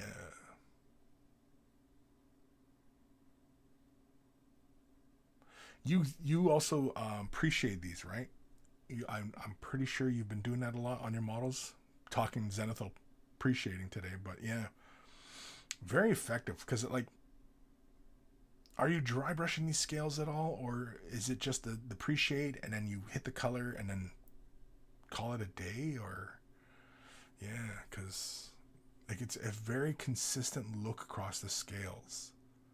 Because typically when people are dry brushing surfaces like this, they usually tend to use too much paint and they end up like big streaks or uneven color. And so I'm noticing that there's varying tones which feel very deliberate, and so I'm actually really impressed by that. But yeah, Kevin, that's really good stuff, man. The work on that scale is really good. It's so vibrant. I like it. I like vibrant colors on models. I know some people don't, but they're idiots. No, I'm just kidding. Everybody's like, whoa, that took a turn. This one's from our good buddy Disco Duke, or Disco Mini Painter. Early work in progress on some 3D printed models by Highland Miniatures, mainly painted using contrast paints. Still the details and highlights to do, but they're taking shape now. Yeah, I like that wood texture and the color. Yeah. Oh, look at this dude. I like the blue. These are all 3D printed duders? They're really good. Like good quality, like sculpt and yeah, and the print looks fantastic. Do you do anything with the prints, like the smooth them out, or is you just get them as is and then just start slapping paint on them? Because I can't tell that these are 3D prints. Because typically you can see on 3D prints, right, that they'll have all those little print lines and everything like that. I don't see that on these guys. Am I cracking up here, Disco? Are you here today, Disco? I don't even know if you're... Yeah, I thought I saw your name earlier. Let me see in the chat here. I don't know. Disco was here a moment ago, but anyway. Yeah, because if these are 3D prints, then that's amazing. If these aren't 3D prints, well then, I'm an idiot. But, I mean, that's beside the point. But anyway. Ooh! Phoenix Ink? Mephiston, Lord of Death, completed. Let me give that a like. Really like your red. Nice and clean. Oh, look at a little work on his vials. Yeah. Yeah, good stuff. Really nice, clean effort. I like the red. I like your highlighting on the red. You went for a standard codex scheme, and that is fine. Sometimes, you want to swing for the fences. Sometimes you just want the model done and, look like what you see in the books and such, right? And absolutely nothing wrong with going for that as well. Yeah, really nice work.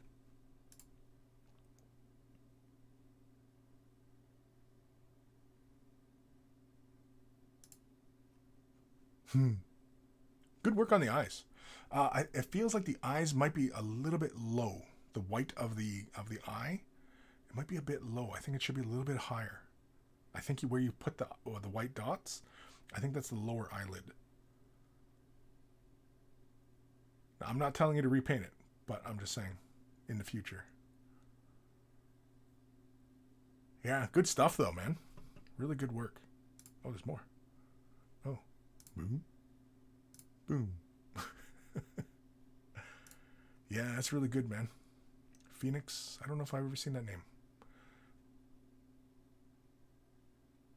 Good stuff. Yeah, nice and clean. Like, look how nice, like, it's just a really good, clean paint job. Yeah.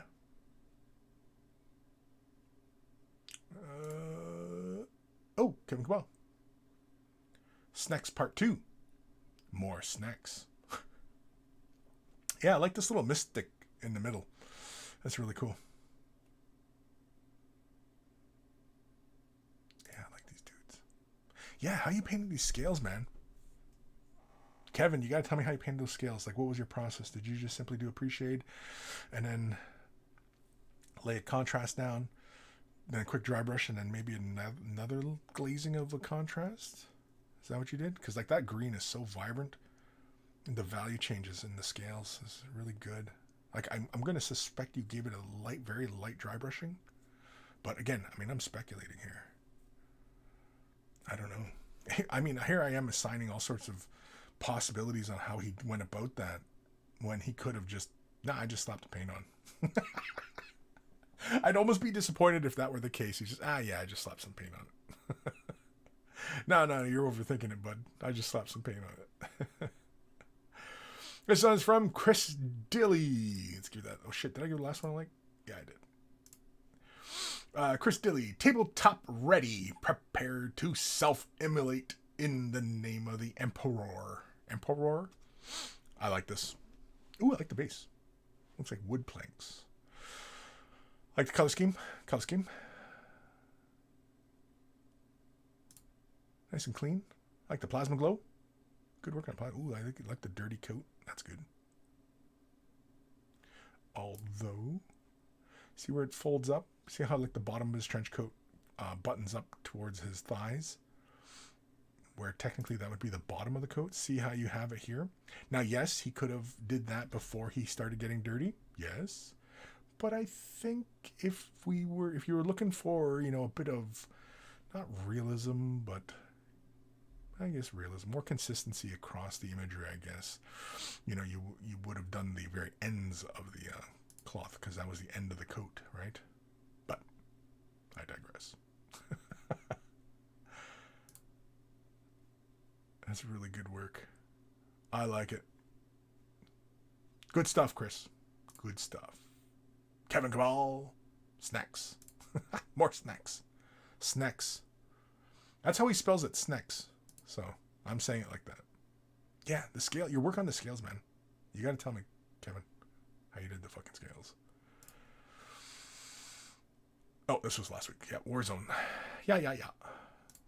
Thank you, everybody, for showing your work, sharing, because sharing is caring. And very, very cool. If you want me to have a look at your work, use the hashtag Weight of the Brush and on the Instagrams, and I'll have a quick peek at your work. I won't offer any critiques or anything like that, not too much anyway. Because usually, a lot of times when people are sharing this kind of stuff, unless you ask for CNC, right? That's common vernacular for, you're opening yourself up for people to comment on your work. Yeah. But usually I don't, other than good job, It kind of sounds a bit repetitive when going through a bunch of them, but, some people just want to show off what they're working on, and they're not really interested in any opinions. So, sometimes I just don't really offer one, right? But if you want me to, or if you want me to do more of a deep dive, then you can send me an email. You can always send me an email. I like getting emails. I feel loved when I get an email. I like, ooh, I got an email. Anyway. Where am I? Mr. Kiboshi. Any suggestions on how to make a display board or diorama? Had a concept in my brain of The Last Stand with Death Watch Marines. Endguard versus Nids in a broken chapel on a winter planet. Oof. Excuse me. That's pretty specific. Creating a display board. Oof, man. I guess really depends on how much resources you want to put towards this, because either you could end up sculpting and creating the board and the chapel, the broken chapel, or you can borrow terrain from other 40k kits and use the broken chapel bits and stuff like that. For the snow, one of my personal favorite ways of getting snow, and especially if you're going to do like a large piece, I highly recommend using baking soda to achieve that. There are many tutorials on using baking soda as snow. Of course, if you want to use pre-made products, by all means, use pre-made products. Yeah, I think realistically, having an assortment of models about and kind of quickly sketching out your initial vision. I know it sounds a bit painstaking to kind of sketch out your rough idea of how you want the diorama to go and the composition, but when we're talking dioramas, and if your intention is to make something that is more display worthy or competition, you might want to consider these factors of composition on how models are placed and how the eye will move about the piece. Yeah. So that's really one of the big pieces of advice I would recommend on something like that. If it's a display board, well, then it's going to be pretty straightforward, right? It's just a blank surface. Ruined chapel, you can have that assorted around. Then, of course, you have all the spaces for having your figures about, right? And again, for the snow, I highly recommend using the baking soda method to create the snow on the base. Just because it's a low-cost option, but if money is no object, then by all means, there are various products out there for making snow and using snow and all these things. But yeah, I think realistically, sketch it out, work out where you want models to be and the overall theme. Also, another one I think on the subject of sketching it out and pre-planning, is there a piece of artwork, like actual 2-dimensional artwork, or 3-dimensional, I guess, that inspires you, or a scene from a movie? If you can find a still of that and you want to emulate that composition, that might be a route as well. Give you some ideas on what you're looking for, right? Give it a shot. Let me know how you do. And if you want to, and you know what, I welcome any and all updates. If you want to share it in the Discord, if you want to send me emails or use the hashtag, please share. I also have a little Facebook group, Way the Brush Sharing is Caring. It's another little space if you feel like sharing. If you're on the Facebook side of things, I don't do a lot of interactions on Facebook, but yeah. Cawking, Way the Brush, episode 363. The Talking Monkey skips time. The Talking Monkey skips time.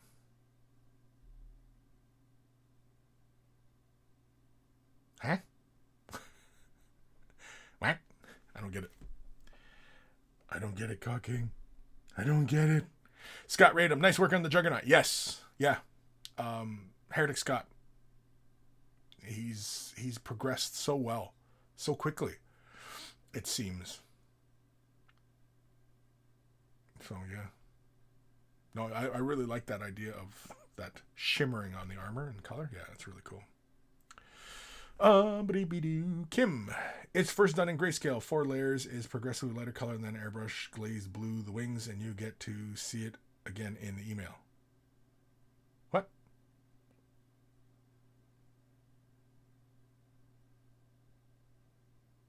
Oh, the wings of Indastra, right. I was like, what? Oh, yeah, how you went about painting the wings? Yeah. Disco. No post-process, just iso bath to wash the resin off, and then in hot water to remove supports. Let them dry and cure. In Discord, you'll see the figures before painting. Oh, really? Okay. Yeah. See, it seems like Discord is the place to be, right?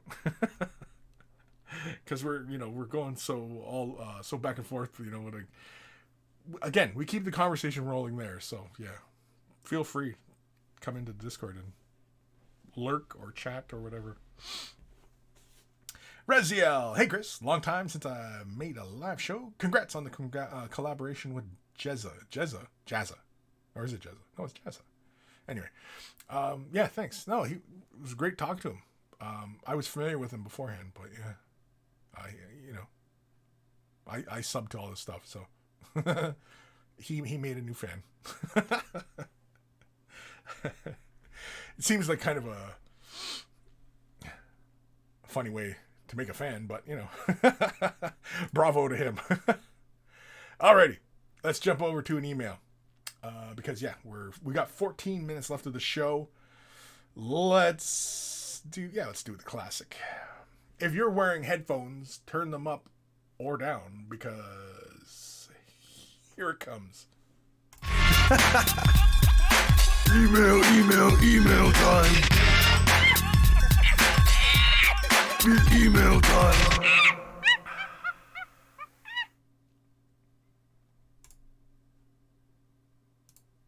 Oh, you can't quite see the...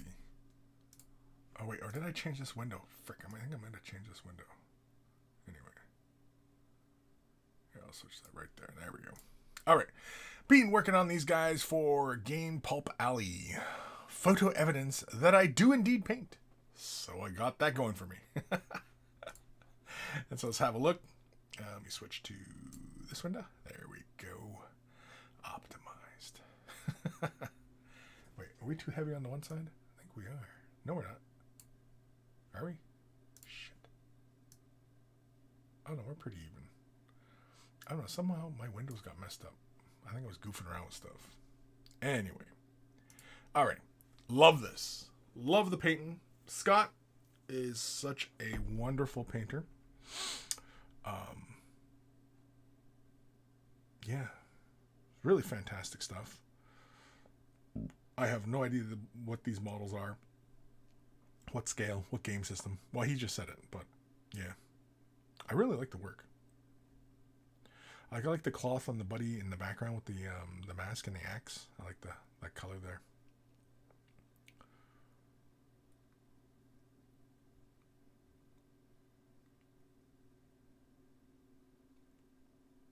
I like the leather on the character on the right. Second from the end on the right. Closest. I like the leather work there. Really good stuff. I'm kind of surprised that you didn't do any freehanding on like Buddy in the center or Buddy on the far left.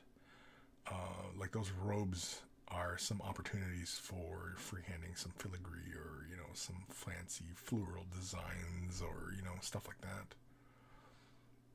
Do you do a lot of freehanding, Scott? I don't even know. I don't know if I've ever seen you really freehand stuff. Like freehanded designs and, you know, filigree and stuff like that.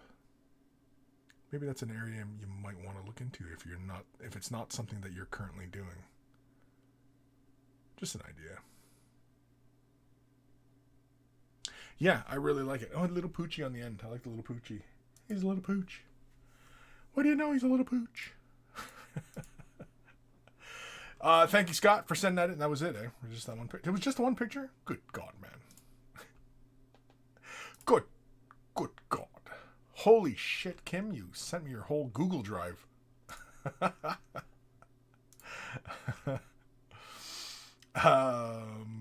Scott, thanks, man. Can't do freehand. Just don't got it like that.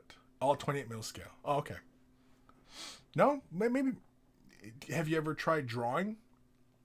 Because if you know, I often recommend for people who want to do more freehanding, start practicing drawing. And it just starts by just grabbing a pencil or pen and just start doodling shapes and then trying to doodle in smaller and smaller things, right? Just drawing line, just, you know. Yeah. Give it a try. One day, yeah, you'll build up that muscle memory that, you know, you can do that no problem and just create designs and, you know, maybe that's another area to explore, Scott. Because I feel like you have a very strong grasp of color placement, you know. And so I think maybe heading into some unfamiliar territory might be something. I mean, I know we've talked about a resurgence in doing classes. Maybe this is something maybe we could go over, because I'm sure you're not alone in this regard as far as, you know, getting into doing freehanding, right? Of course, that means that I'd have to come up with some sort of like kind of a lesson plan for it, but yeah. Don't worry, I am working. Everybody's suggestions, because I'm talking about Patreon. I was talking about doing classes again. And so, yeah, I'm currently building the lesson plans. I probably should just build the first one and then just kind of go from there. probably a better route, I think. Because I'm kind of just like, right now, I'm just getting all my ducks in a row kind of thing. And yeah. But anyway. Kim, the pics might be out of order in my email. Sorry, it just came that way. Yeah, I know. It looks like you tagged me in your Google Drive, for God's sakes. So without any further ado, here's Kim's email.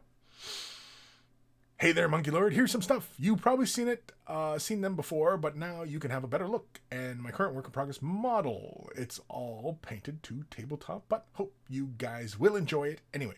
Of course we'll enjoy it. I mean, I like Kim's painting. Kim's painting's really good. Yeah, these wigs. So yeah, you said you had. What was it? I gotta read it again.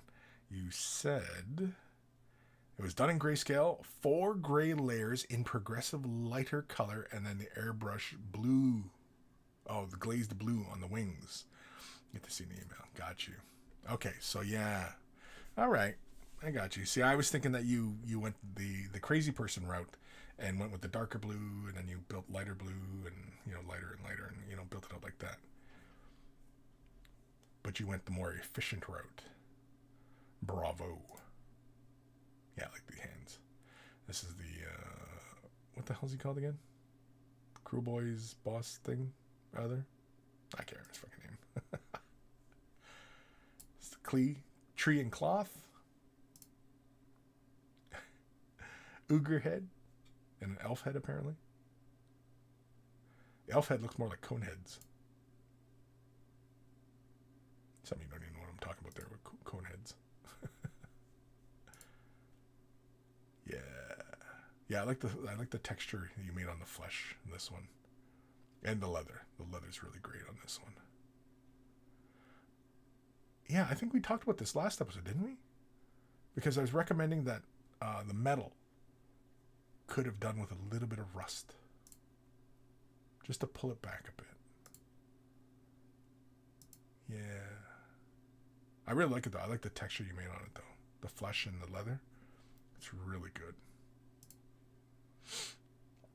And of course the puddle. Now, is he just dipping his toe into the puddle? Is that what he's doing there? He's just like, oh, let me dunk my toe in there. Oh, it's too cold.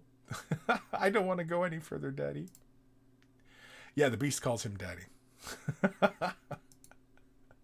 Oh, what's this? What is this? What am I? This is a demon. Slaanesh. This is a Slaanesh demon. I like how you're doing those horns. I like that. Even the darker horns. I like the texture. Okay, well, I got to ask him, what is the inspiration for these colors and this texture? What is the look you're going for here? Because I dig it. The dark brown horns, they almost look like wood. It looks like mahogany. Yeah, I dig this, dude. I like the texture, man. What's that? What is that? What was the inspiration for that? Please, let me know. Oh, look at that. Really nice. Here's another angle of the head. Come on, focus. Focus. Yeah, dude. What is going on with these horns? I like the value change too. It goes from lighter to darker at the tips, and then you got that texture going out.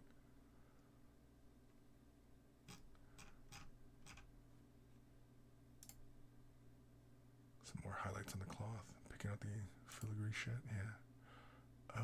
Oh yeah, okay. I can't remember what the hell this model's called, but yeah. Yeah, really nice. Oh, is that it? Oh, shit. I thought it was like more pictures than that. I saw how many pictures were in the email. I was like, oh my God. Yeah, Kim. Okay, Kim. I don't recall seeing those horns. What's going on with those horns? I must know. I must know. You have to tell me. Kim. God damn it. Anyway, Scott Radom. I'll try it out on Patreon. Try what? Oh, the classes? If we do, yeah. Well, I still have to do it, but yeah. Don't worry. I haven't rolled them out. I mean, I'm still, just kind of like trying to get it structured, trying to make something that's cohesive and makes sense and is beneficial. And it's also something that I can repeat, right? If need be. Kim, Killaboss on the Great Nash Tooth. Yes, I made it. Look like he's dipping his toe. Yeah, he's dipping his toe. Daddy, the water's too cold. Kim, I worked out from a teal, magenta, green triangle on the color wheel, and it just became that way the scheme.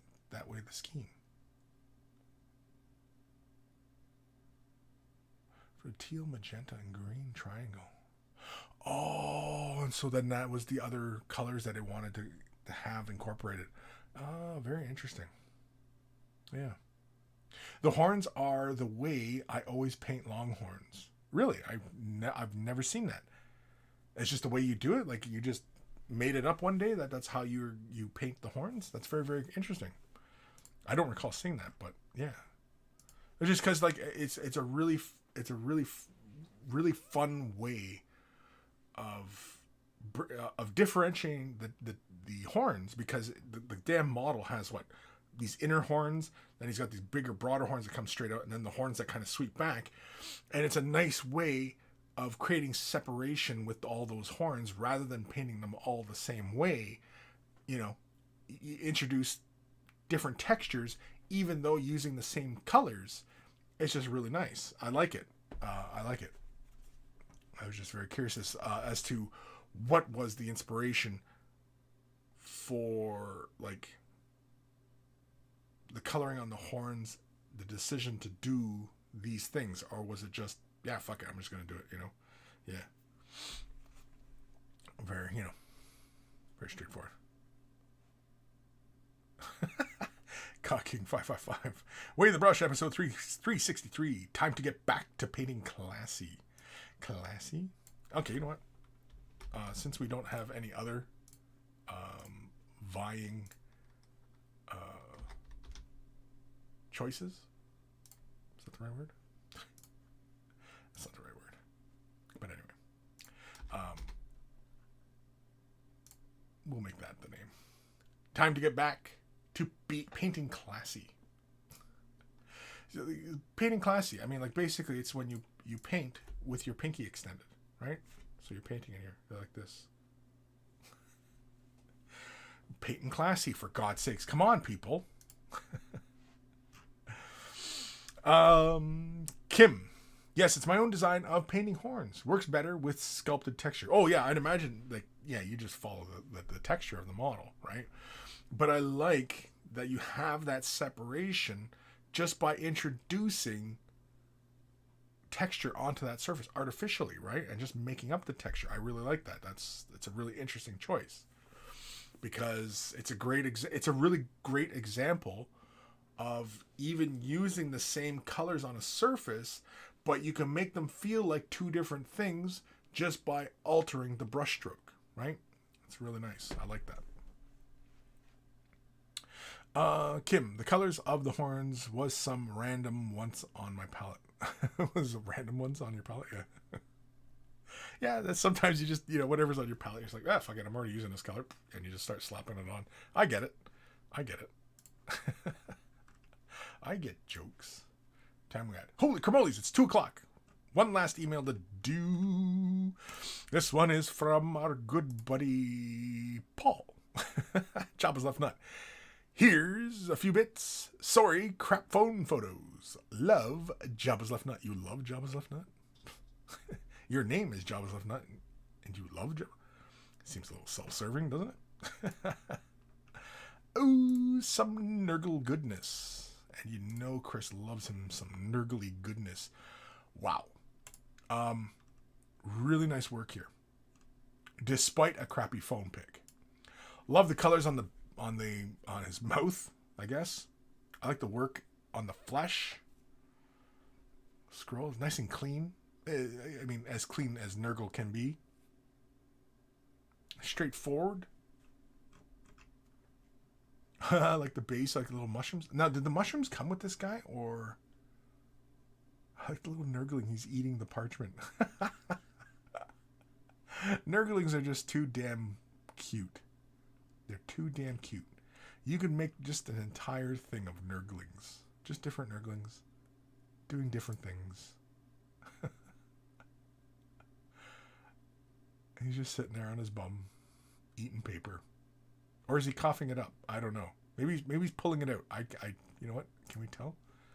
Is he pulling it out or is he putting it in? I get that question asked all the time. You putting it in or pulling it out? What are you doing? Make a decision. Yeah, it's really nice on the texture. It's really good. Clean. I like the bold color. The mouth really just draws you in right away. Oh! Was he like an obliterator, I think? Terminator? I don't know. Oi. Too far. Lower. Too low. Lower. Yeah, very cool.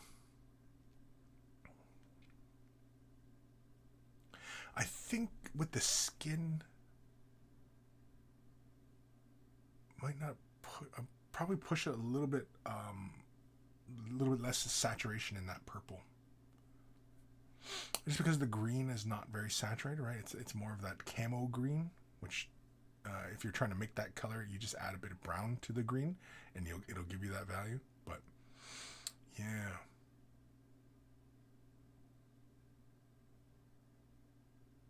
Because it almost feels like that green and that purple are almost fighting for your attention.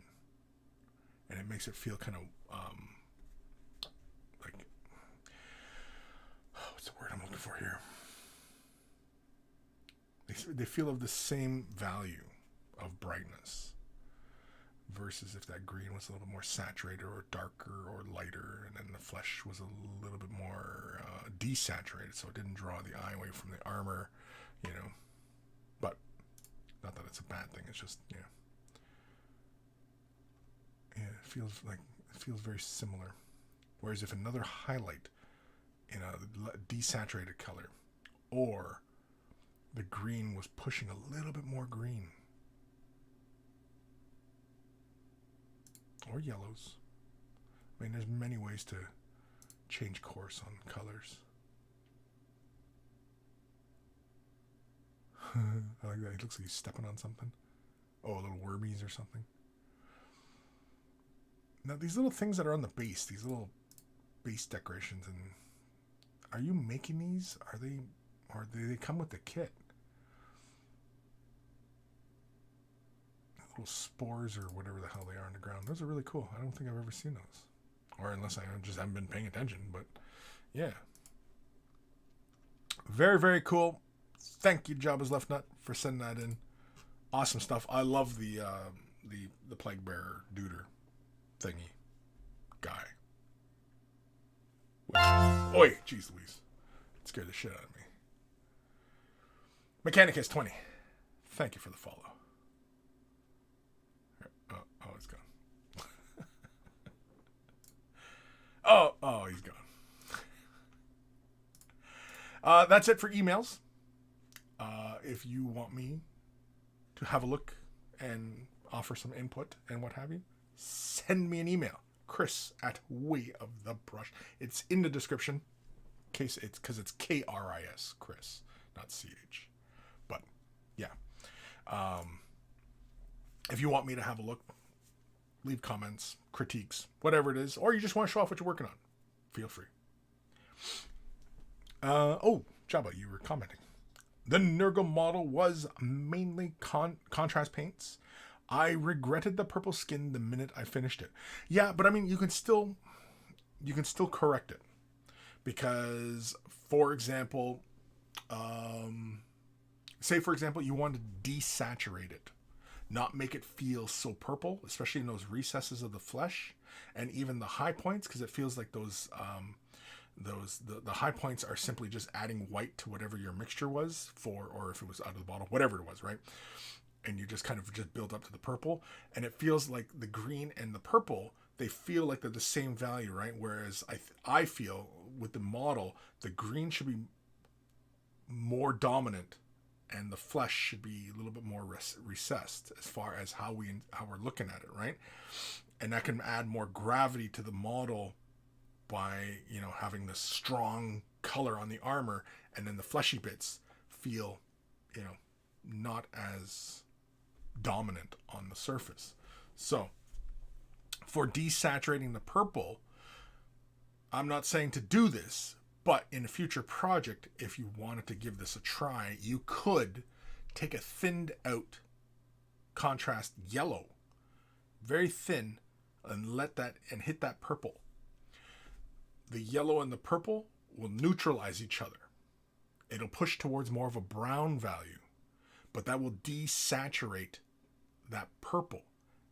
Now, on the high points where there's a lot of white, the yellow will get picked up on that, and so you will see more yellow.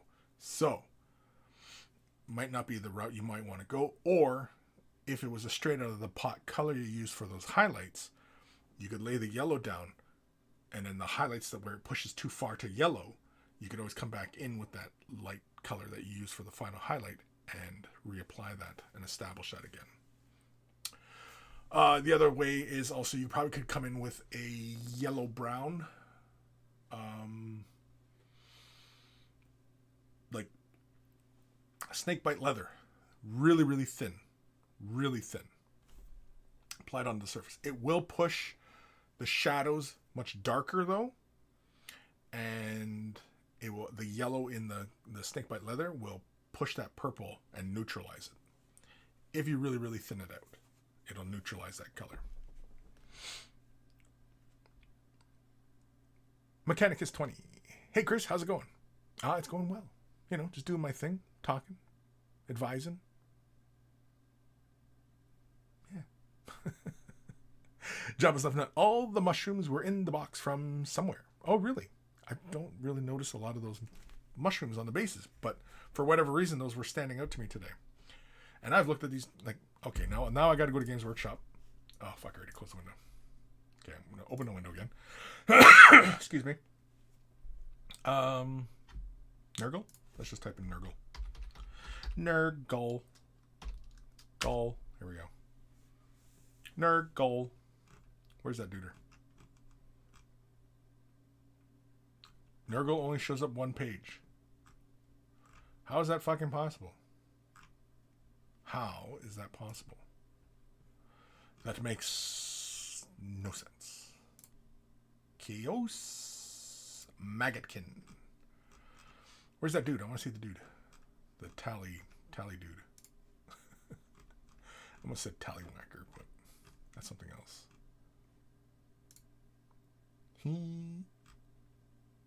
I like that little nurgling. Yeah, yours, Jabba, your Nurgle Duder is very close. Were you using the Games Workshop version as a guide? Is that what you were doing? Because your color scheme looks very, very close to that. It's not a critique. I'm just curious if that's the case. Oh, I guess that was a Terminator, right? Conversion? Oh, for fuck's sakes. I got over 40k now. Back now. Army's Chaos. Death Guard? Because he was Nurgly? Nurgle-eye?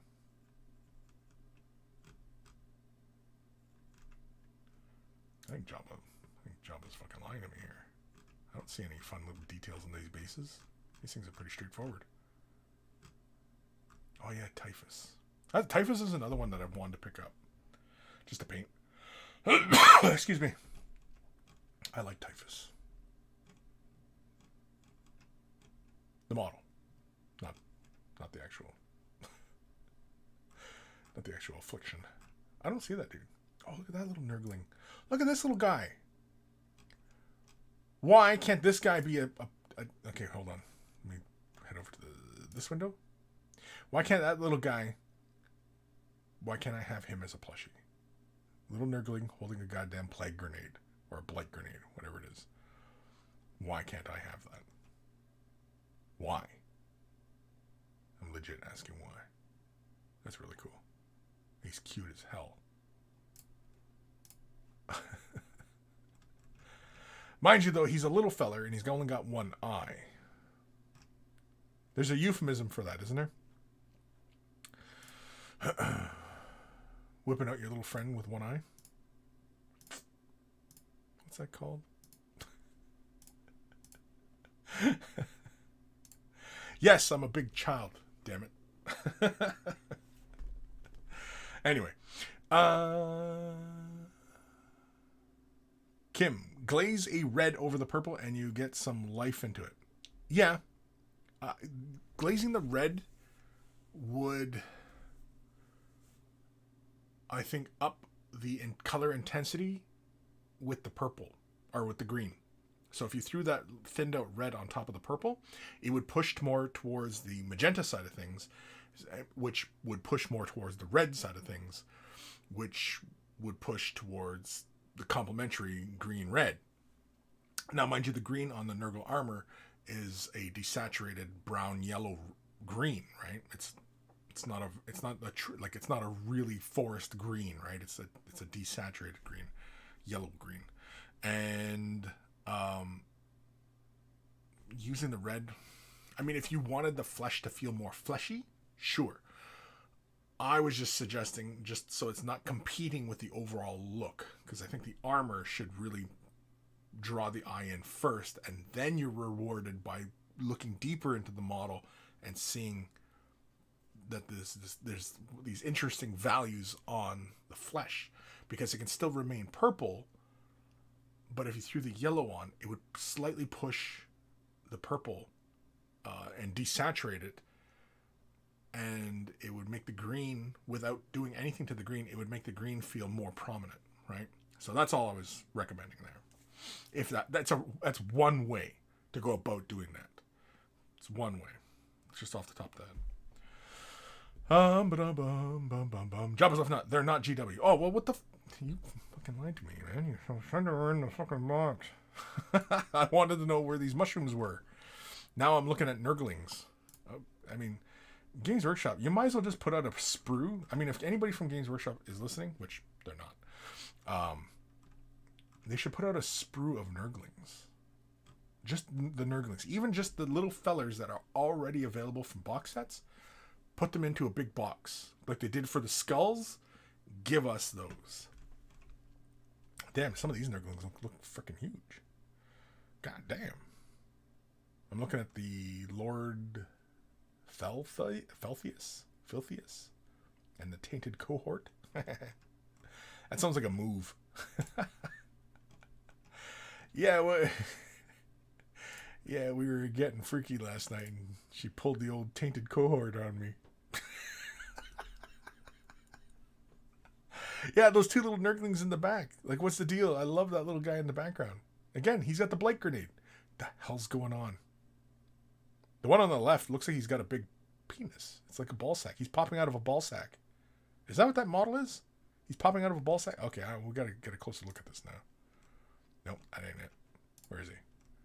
Yeah, this guy looks like he's doing the hello, my baby. Hello, my honey. Hello, my ragtime gal. Anyway. Okay, it's on a 360 view. Hold on. Let's do the 360 view. Oh, it's like a slug thing. But from that angle and that angle, does that not look like a peener and balls? And he's popping out of a ball sack? Or am I just that twisted? Am I so twisted that's the way that looks to me? He's kind of got this Jabba the Hutt thing going on. Oh, he shoots slurm. He's got a slurm disposal thing, or no, what is it? Deposit? Ah, fuck. I fucked it all up. Anyway. Yeah. I don't know if I'd want this guy as a plushie, just because he looks like a ball sack and peener.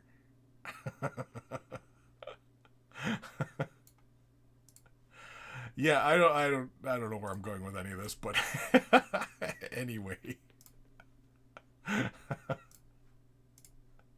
Oh god. Jabba's Left Nut. Sorry, the mushrooms came from Spellcrow 108 in a box. Oh, okay. The mushrooms are from that. So you should have started with that. I realize you probably couldn't remember, but I know. Because I was like, oh, those mushrooms are really cool. But yeah. Kim, I got typhus. Still not opened. He and Mortarion is still in their boxes. Wow. You haven't done Mortarion? Are you waiting for the special moment to do it, or what? Kim, Way the Brush, episode 366, or 363. 66, I jumped way ahead of myself. Nurglings and ball sacks. Should be Nurglings in ball sacks. Right in the peener. Nurglings in the peener. Holy carmoles, it's 17 after. We're into 17 minutes overtime. Good God, people. Close that down. Yeah, we can close that down. There we go.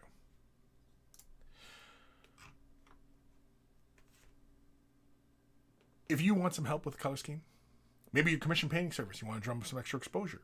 Maybe you want some help on a particular technique. Whatever it is, send me an email, Kris@wayofthebrush.com. It is in the description below. If you're going to send pictures, send them as attachments to other, if you're going to send pictures, send them as pictures, attachments in the picture. Don't send it off as links to other sites, because I won't do it. I had a hard time spitting that out. Also in the description below is a link to wayofthebrush.com. Central hub of all this silliness, has links to all the social medias as well as Discord. Join us on Discord. It's a lot of fun. We keep the conversation rolling there 24/7. And of course, only one rule: don't be a dick. That's it. That's the only rule. Don't be a dick. Pretty easy. Pretty straightforward. It's a bit broad, but it's pretty straightforward, I think. Right? Because if you have any friends that say, you know what, geez, man, you're kind of a dick, aren't you? Yeah, maybe you should pull back on some of those instincts and, yeah. Just throwing that out there.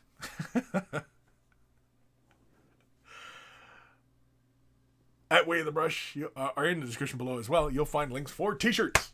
Want to get yourself a t-shirt? Look like a connoisseur of all that is good and holy in this world? They're wearing a Way of the Brush t-shirt. And if you purchase yourself a shirt, send a picture of yourself in your shirt, and I will add it to the Monkey Shrine, which is also at wayofthebrush.com. And of course, you'll find a link for Patreon. Huge thank you to all my patrons. Without your support, this channel would not be able to continue to do what it is that I do. And so a huge thank you to everybody who contributes to the Patreon. For anybody interested in the Patreon, there are various tiers of support as well as perks associated with those. And so click whatever makes sense to you. And a huge thank you to everybody who does. If you're not able to support monetarily, i.e. money, thumbing up the video, liking, following, subscribing, commenting, ringing the bell, all that stuff, smash the keyboard. When you see Kris's face in video, smash keyboard, right? Say, oh, I know that guy, smash keyboard. So, oh, I like this video, smash keyboard. He's showing us how to paint, smash keyboard, right?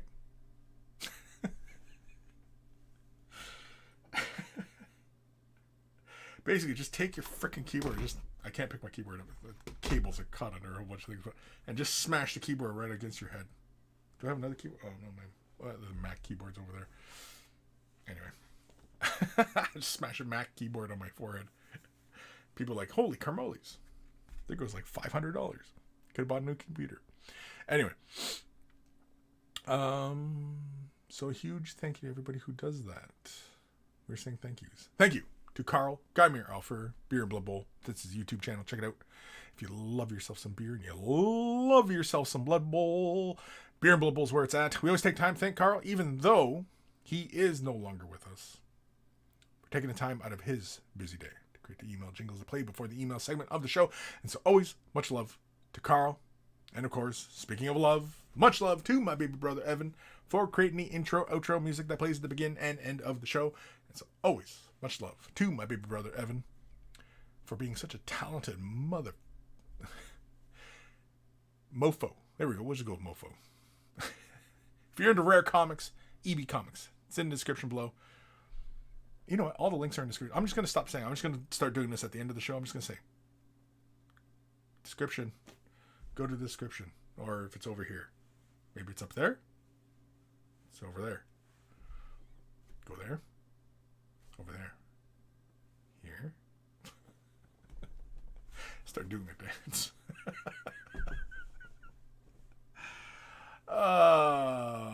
Man. Yeah, so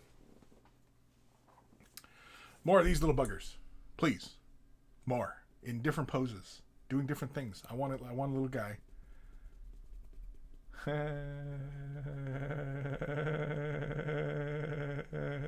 Anyway. There's your screensaver right there. Hold on. You know what? Here. There.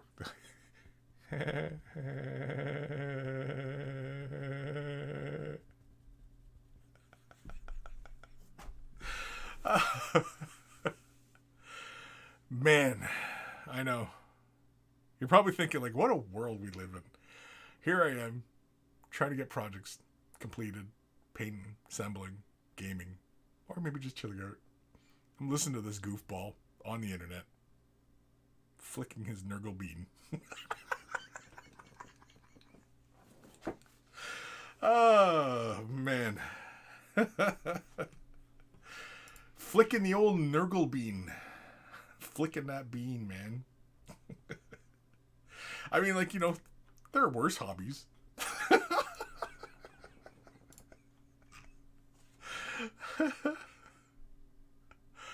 Oh, shit. Kim, remember to remember, and I keep the rest in line for the weekday streams. Freehan?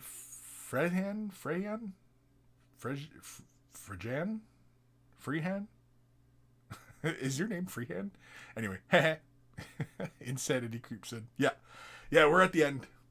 It only gets weirder from this point forward, so I'm gonna stop before I say or do something that I can't take back. The Nurgle Bean. You know what? I'm changing the title of the show, Flicking the Nurgle Bean. Let's see if that gets me reported or kicked off this app. Flicking the Nurgle Bean. Oh, shit. You know what? We'll put that in front, I think. Yeah, there we go. Make it nice and obvious that I'm a huge pervert. Like I said, man, I'm going to say things that are probably going to get me in trouble. I'm going to do things that are probably going to get me in trouble. Oh, shit. Did I didn't copy that? Make it more work for myself here. Flicking. Am I spelling flicking right? Too late now. Flicking the Nurgle Bean. There we go. Close enough, Kris the Bean Flicker. Well, because, see, some say that the Nurgle Bean, it's a myth. They say it's a myth. But here we are. We're looking at it. And if you search on the internet, you're going to find it's all over the place. So you shouldn't have any problem finding it, right?